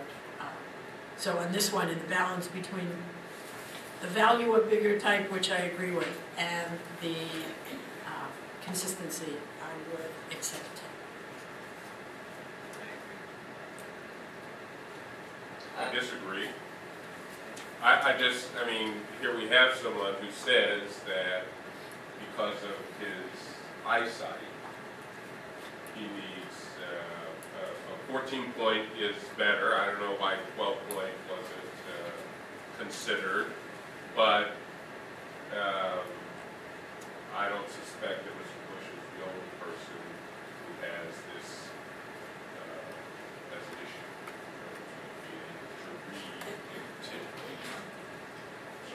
Then we could make it the same size as the largest item in the publication. Oh,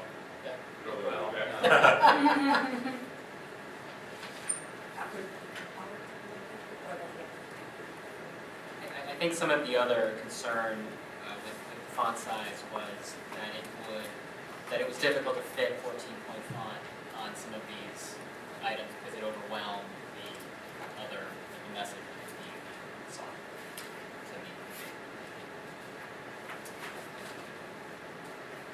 Any further? Still no. Yeah, I think we've got a lot of things. So you've already seen the Any further comment on 1B? 1C, this one relates to electronic distribution.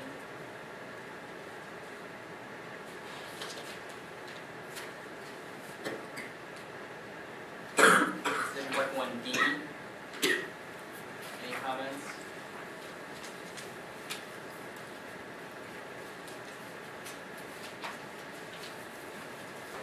Okay. Sounds like there may be some disagreement, so let's address them, vote on them in order. Is there a motion as to decision point 1A? So moved. Is there a second? All in favor? Aye. Any opposed? Decision point 1B, is there a motion? So moved. Is there a second?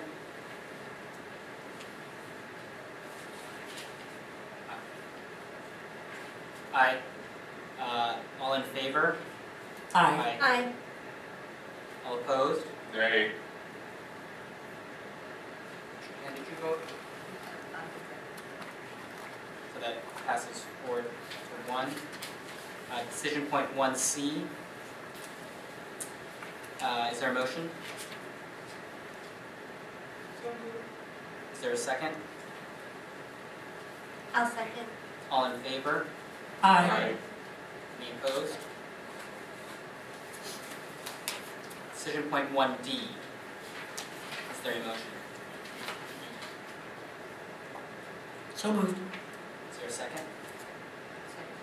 All in favor? Aye. Any opposed? Motion passes. Decision point 2, Ms. Singh, can you give a very short introduction and short comment? Sure. Most of the changes that we're proposing deal with disclaimers on mass mailings and disclaimers on campaign advertisements. And basically, they mirror the changes that we have already discussed with respect to third-party disclosures. What staff wants to do is consolidate these proposals into a new provision, section 1.158. And staff wanted to note that there are a couple of provisions in section 1.134 and 1.152 that relate to candidate disclosures. That relate to candidate disclosures when there are voluntary expenditures in place or when there are publicly financed candidates. Those provisions work right now. We are not changing those. So these really just govern the mass mailings, the campaign advertisements, and recorded telephone messages.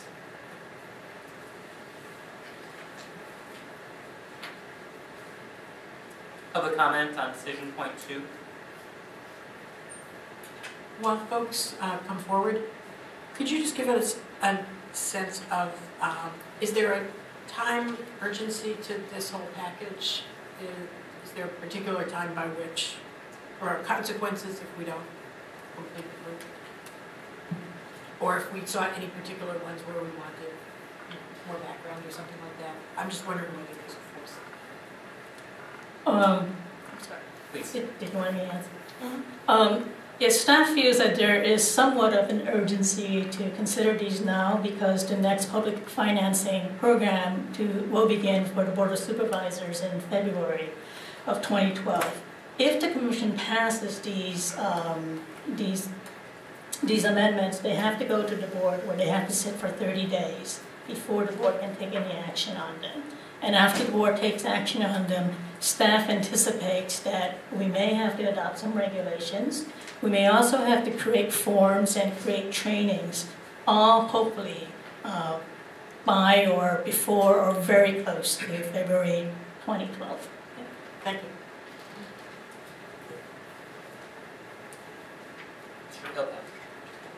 David Pilpel again. This is getting more confusing, and I'm trying not to make it more confusing. So on page 40, I think that's where we are. Would the paid for by, in this case, be 14 point? Are we down to 10 point? That's not, I think it's down to 10 point. okay. Is that right? Yes. I mean, I would agree with Mr. Bush's point that it's more useful for the paid-for buy to be in a larger font, because otherwise it can be buried, and depending on whose 10 point it is, you know. I won't go on about that. There was something else that bothered me here. Oh, this. I'm not sure that this is the section, but it seemed to me that somewhere here, non-publicly financed candidates were having to file electronic reports of their activity for some of these things. I mean, there are a lot of different things here, and I'm trying to understand that. If that's true, and maybe staff can confirm, again, if non-publicly financed candidates would have to file electronic reports? If the non-publicly financed candidates, with respect to mass mailings, I believe, if they make mass mailings, they would have to file a copy of the mass mailing and the envelope in electronic format so that the Ethics Commission can post it online without having to scan it. And other types of filings would have to be made electronically by non-publicly financed candidates? Existing form? Under the proposed amendments, the answer is no, but certain candidates who are not publicly financed have to file electronically anyway if they meet the $5,000 expenditure or contribution limits. Okay, I guess what I'm trying to get at here is treasurers of campaigns already do electronic versions of 460s through the Commission's electronic filing system. They get that, it's a burden, but they understand that. If we're now burdening campaigns, and in particular their treasurers, with doing these other things electronically and doing things like scanning in documents that they wouldn't otherwise have the ability to scan, because an item is created for distribution doesn't mean that they have it as a PDF. If they've got to then make it into a PDF or scan it or do some other thing, you're requiring a lot more gymnastics and whatnot from candidates and their treasurers. And I think it's one thing to ask that of publicly financed candidates and their treasurers. It's different to ask that of non-publicly financed candidates and their treasurers. And I'm just worried about the creeping burden there. Not to say that we shouldn't do these things, but, you know, it's already difficult to get people to be a treasurer. If I try to explain this to somebody who doesn't know the things I know, they're going to say, why would I want to be a treasurer? There are too many risks and no upside, because you're going to get dinged at some point for doing something wrong when the treasurer really isn't controlling the campaign activities. The campaign is, and the treasurer traditionally just reports treasury work, and now you're changing the nature of the treasurer. Thank you. I think I made my point. Any further comments on decision point 2? About that 10-point pipe, if the intent is to make this mimic state law, then why don't you say that it should be no smaller than what state law provides? Because otherwise, if Tom Amiano puts in something that says to be 14 point, you're going to have to rewrite this law. I think one of the benefits, though, is to have clarity so that you don't have to refer back to another law. You do that all the time. All the time. You don't have to go back and see what the state law, to see what it is that San Francisco requires. It's not To the extent we can diminish cross-referencing, I think it's better. But it's a... I'm just telling you. Yeah. As long, when you get that level of specificity, I also think you need to give some serious consideration to the Mayor's Council of Disability and run this by them, as well as Senior Action.org, to see how many people are really going to be affected by this. The point of it is to serve the public. The point is not to make sure that campaigns can put more information onto a sheet of paper.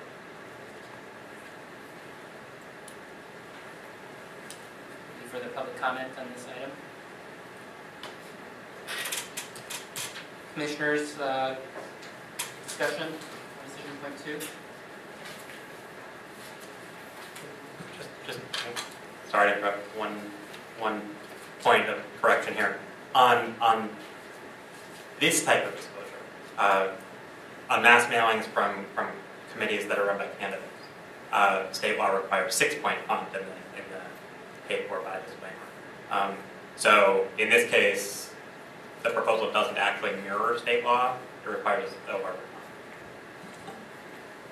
And the rationale for that is 6 point is way too small for anybody to call that read. Is that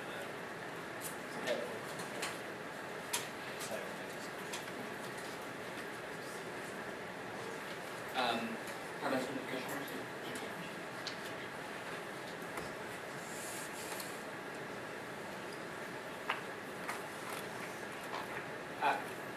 You know, one thing that occurs to me is, what if we made the electronic filing optional? Because I do think it could be easier for many campaigns to do it electronically. But I am sensitive to some of the concerns raised by the public about having to scan everything and have records that way. I mean, from the staff perspective, is that helpful at all, or is that more burdensome because then you have to look for it in 2 different places? Yeah, it is more burdensome for staff, and the intent was for staff to provide more information to the public in a more readily accessible format, so that they don't have to come into our office to view the paper communications. So it's more for the public. Wouldn't we post it don't we post it anyway? Yes, we do. I believe we do post them, but there's a lag time until we have the staff that is available to scan and post it. Right.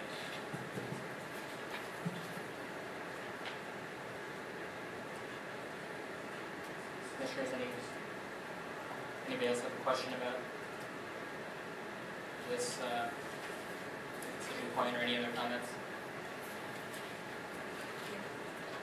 And I'm sorry, if I may also add one point. The e-filing will apply only if the candidate or the committee spends $5,000 per candidate on a communication. So $5,000 is quite a bit of money, and usually the committees that are able to do that are quite capable of either coming into the office and having us help them scan, or scanning them and sending it to us. I have another question about the font, the size of the font. Is it 10-point font uniformly in CFRO? Is that the point that we're trying to? That is the intent, yes. Does it make any difference if we made it 12-point font all the way across the board then? It doesn't, except that one of the other things that we're trying to do is conform with state law as much as possible. We're not conforming with state law in every aspect. And not in every aspect. Right. In 12, if you do 12, you definitely can comply with state law, which is 10, right? Yeah, you're more so, yeah. It's bigger than state law. Yeah, because 10 is the minimum. Yeah. I'll just mention that although I voted for the provision initially, I for one would be willing to adjust if you're concerned. You can move to vacate and read. The reason why we propose to make the third-party disclaimer font parallel with state law is because the committees that make third-party expenditures are not only San Francisco committees, they're also state committees, and we don't know at which point which state committee is going to make an expenditure regarding a San Francisco candidate.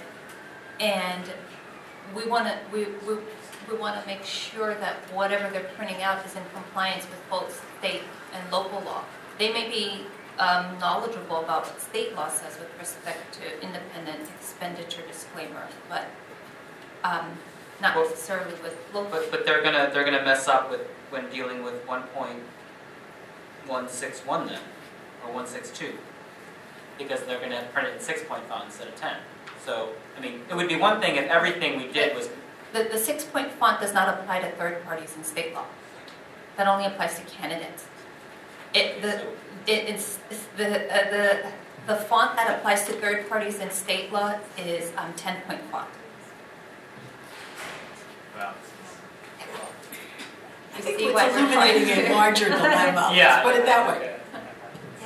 I think one of the points is that candidates really are going to always spend a lot of time learning the local rules, the CFRO rules, because they're local candidates. But often third parties that spend in local races are just coming in with one-shot things. They're not going to spend quite as much time figuring out before they print something what the font requirements are in local law.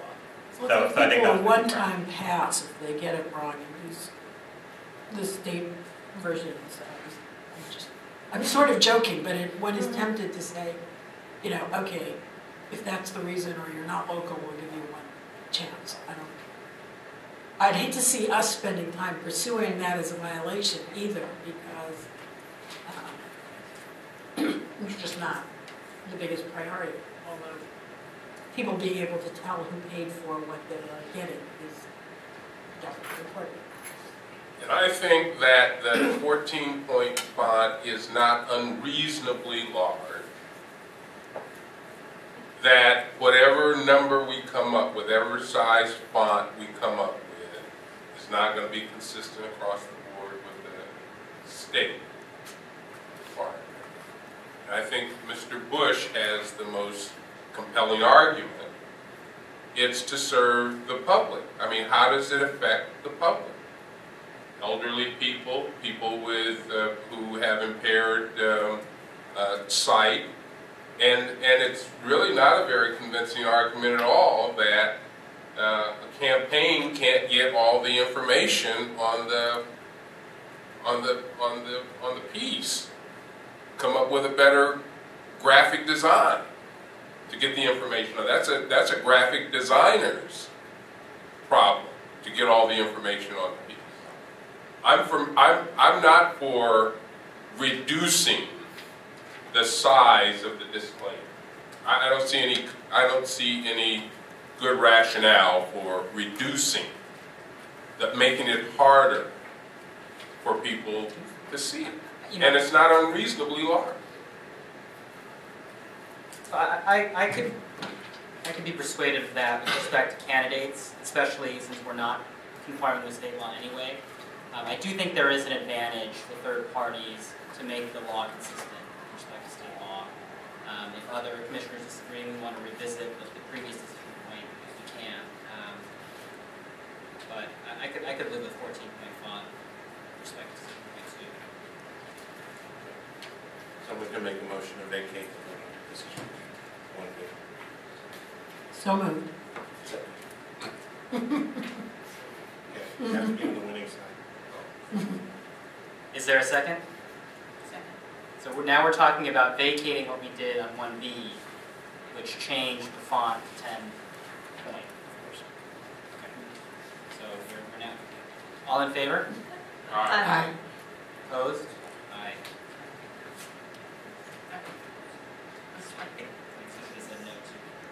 So That was on the motion to rescind.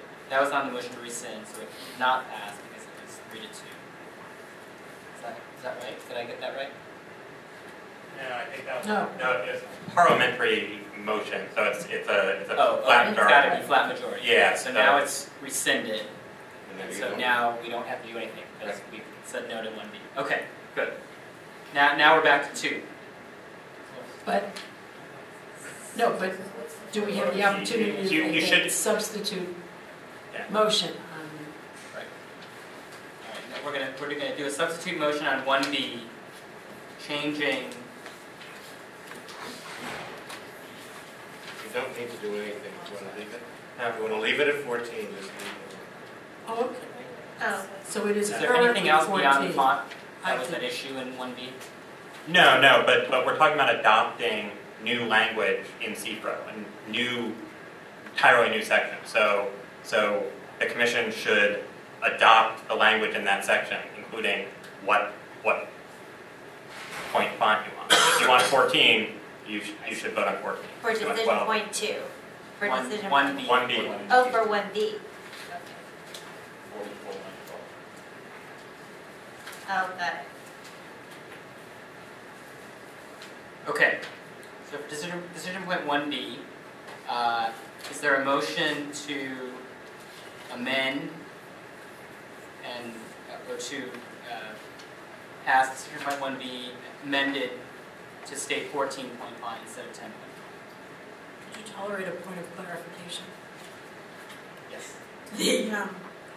The memo here on page 5 says, staff has received many comments that the 14-point font size requirement overwhelms the reader. Would it be possible to characterize whether those comments came from readers / voters or candidates and graphic designers? I'm wondering if the staff has a sense of it. Most of the comments came during the interested persons meetings. So, and I could... Were they attended primarily by candidates and treasurers? Yeah.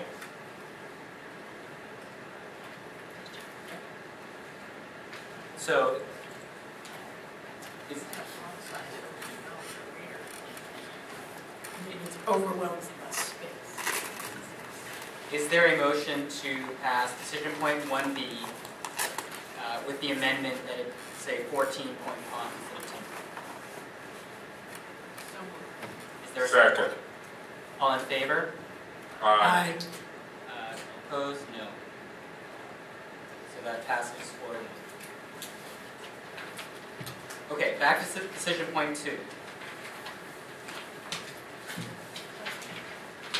Is there a motion to pass decision point 2 with the exception that 10 point be changed to 14 point? I'd also like, yes.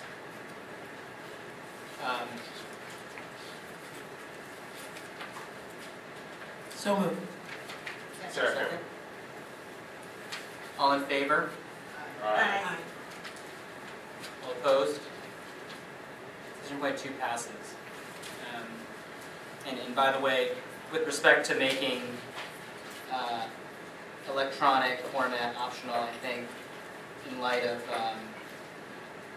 the added burden and the lack of demonstration that it would be a substantial burden on candidates, that I'm comfortable with it as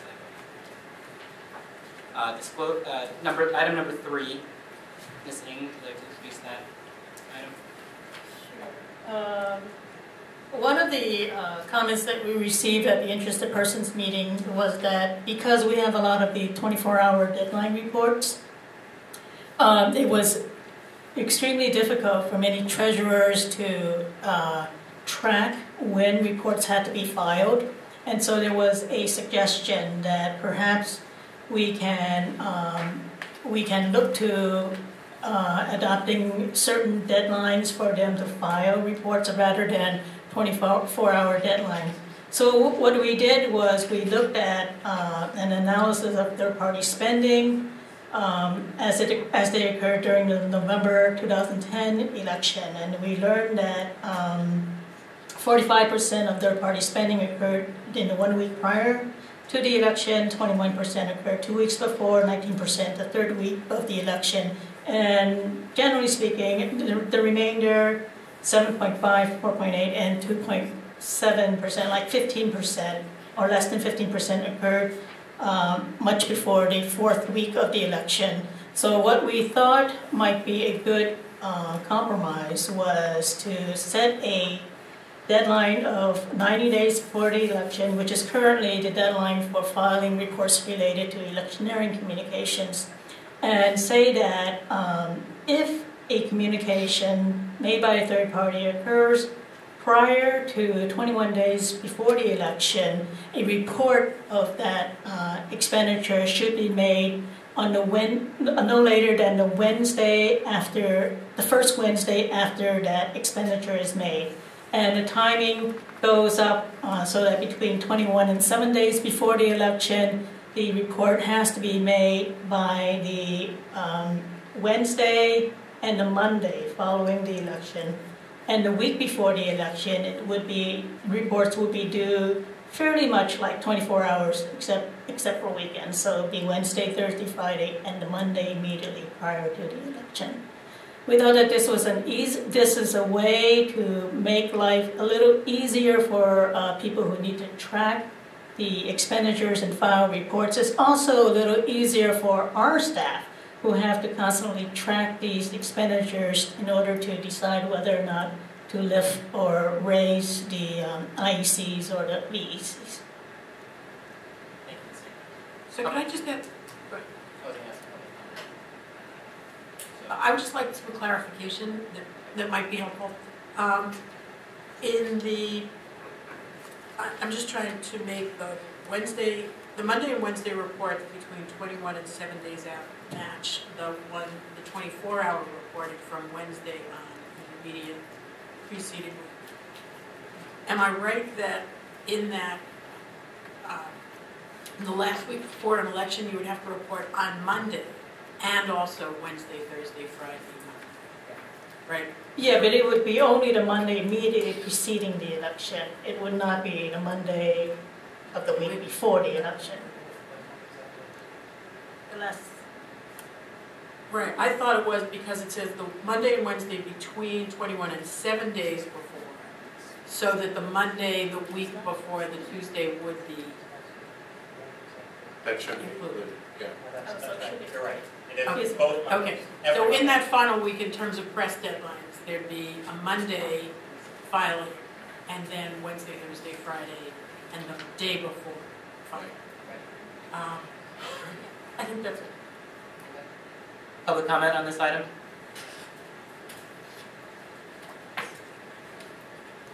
I think the argument that this is difficult for compliance purposes is sort of mooted out by the fact that you're also going to take up an issue of setting aside compliance costs from regular spending costs. You're going to have a section in here where you suggest that up to 10% of the cost of the campaign can be treated outside of regular spending costs. So in effect, you set up a checking account that's just for lawyers and accountants. It's not what the situation is that's being described here, which is that those costs have to come out of regular spending ceilings. That's number one. Number two, I don't see why you can't have 24-hour reporting at least 10 days beforehand. You know, when most of these laws were written, we had much more active press with much more news holes, whether it was the daily press or alternative press. That's just not true. You know, when I talked to Bob Stern about the whole point of the Public Reform Act, he felt that sanctioning people was going to be enough of an embarrassment. Well, it's not enough of an embarrassment. We all know, unless it's a pretty big fine, nobody gets very embarrassed about things. So I think that public disclosure is the one answer compared to a heavy hand on enforcement. And I think that this doesn't help public disclosure. So that would be a point that I think that means that you should change what you've done before. I do a blog. It comes out any day I want to. But it's a lot of work to go through all this stuff. And I look at my colleagues.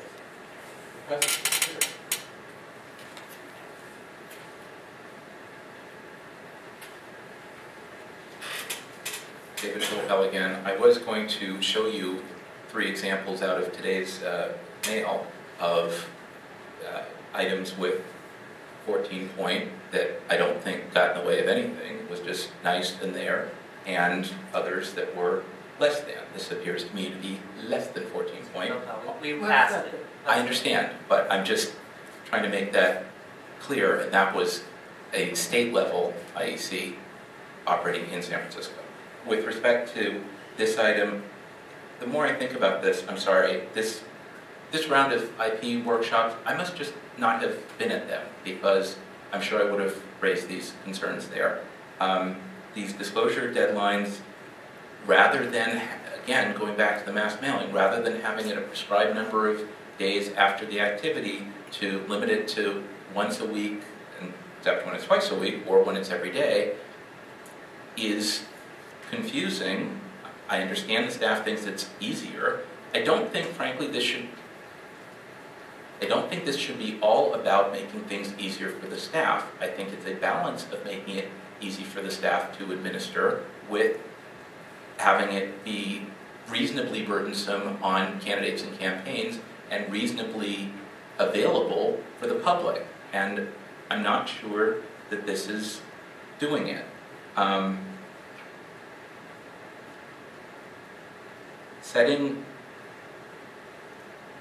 guess I just don't see why you can't set the deadline as X number of days after the activity has occurred. It's also not real clear, and maybe I need to interpret this with other sections.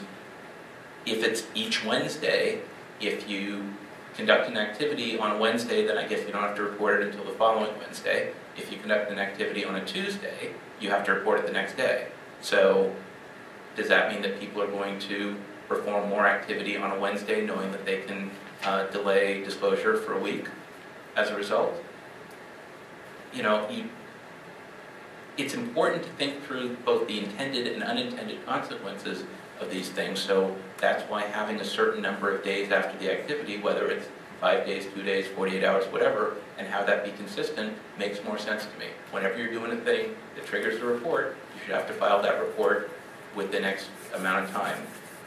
You know, this also doesn't require a report either the weekend before the election or the day of the election for something that may have occurred the day before. It's possible that somebody could buy, you know, late radio time on Monday the day before the election, and that wouldn't be disclosed here at all.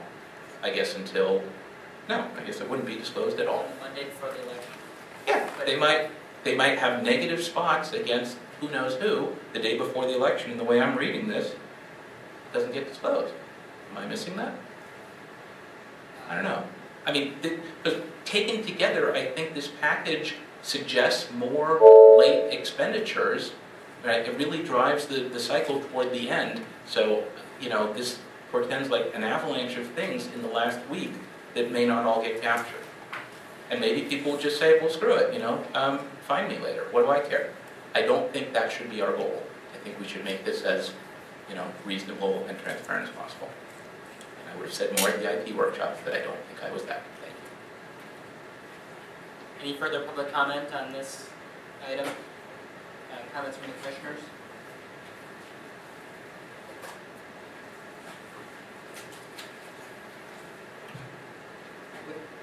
With respect to the Mr. Pilpel's question about an expenditure made on Monday, I mean, I assume under current law that disclosure would be made within 24 hours. That would be after the election. What provision do we have for expenditures? Those expenditures would not then be released until Wednesday, is that the idea?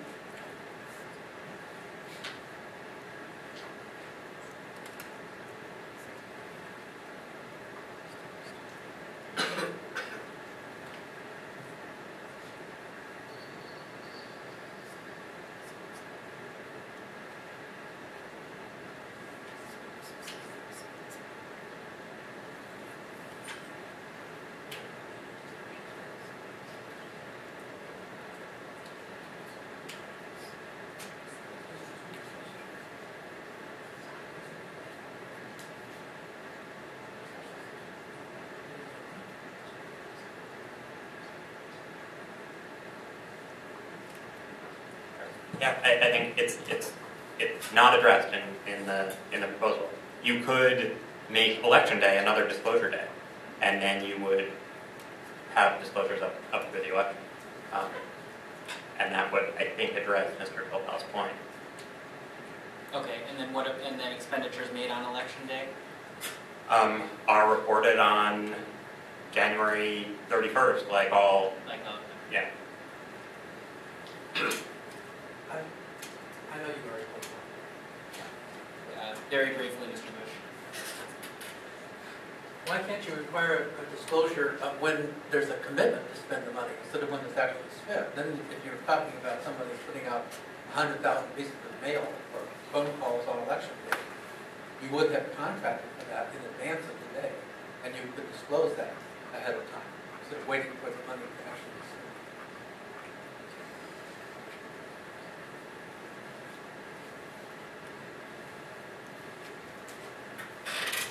As far as Mr. Bush's question goes, what is the staff's response? What is the current law?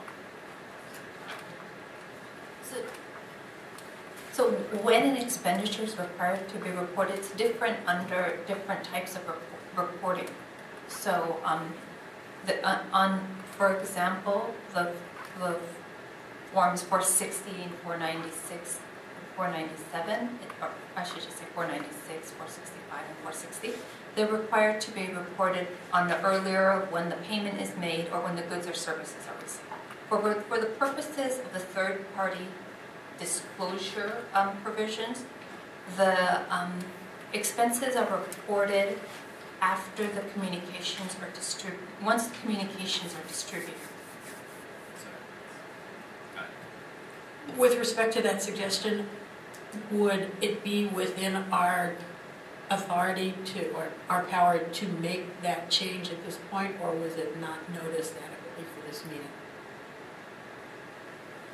Since it seems like a definitional change, but maybe we can. You could make that change at this meeting if it were an easy change to make. I think it would be a difficult change to make on the fly because a lot of the changes that we're proposing here turn on the distribution date, and you have to file copies of what you distributed and et cetera. So certainly a change we could make if you want.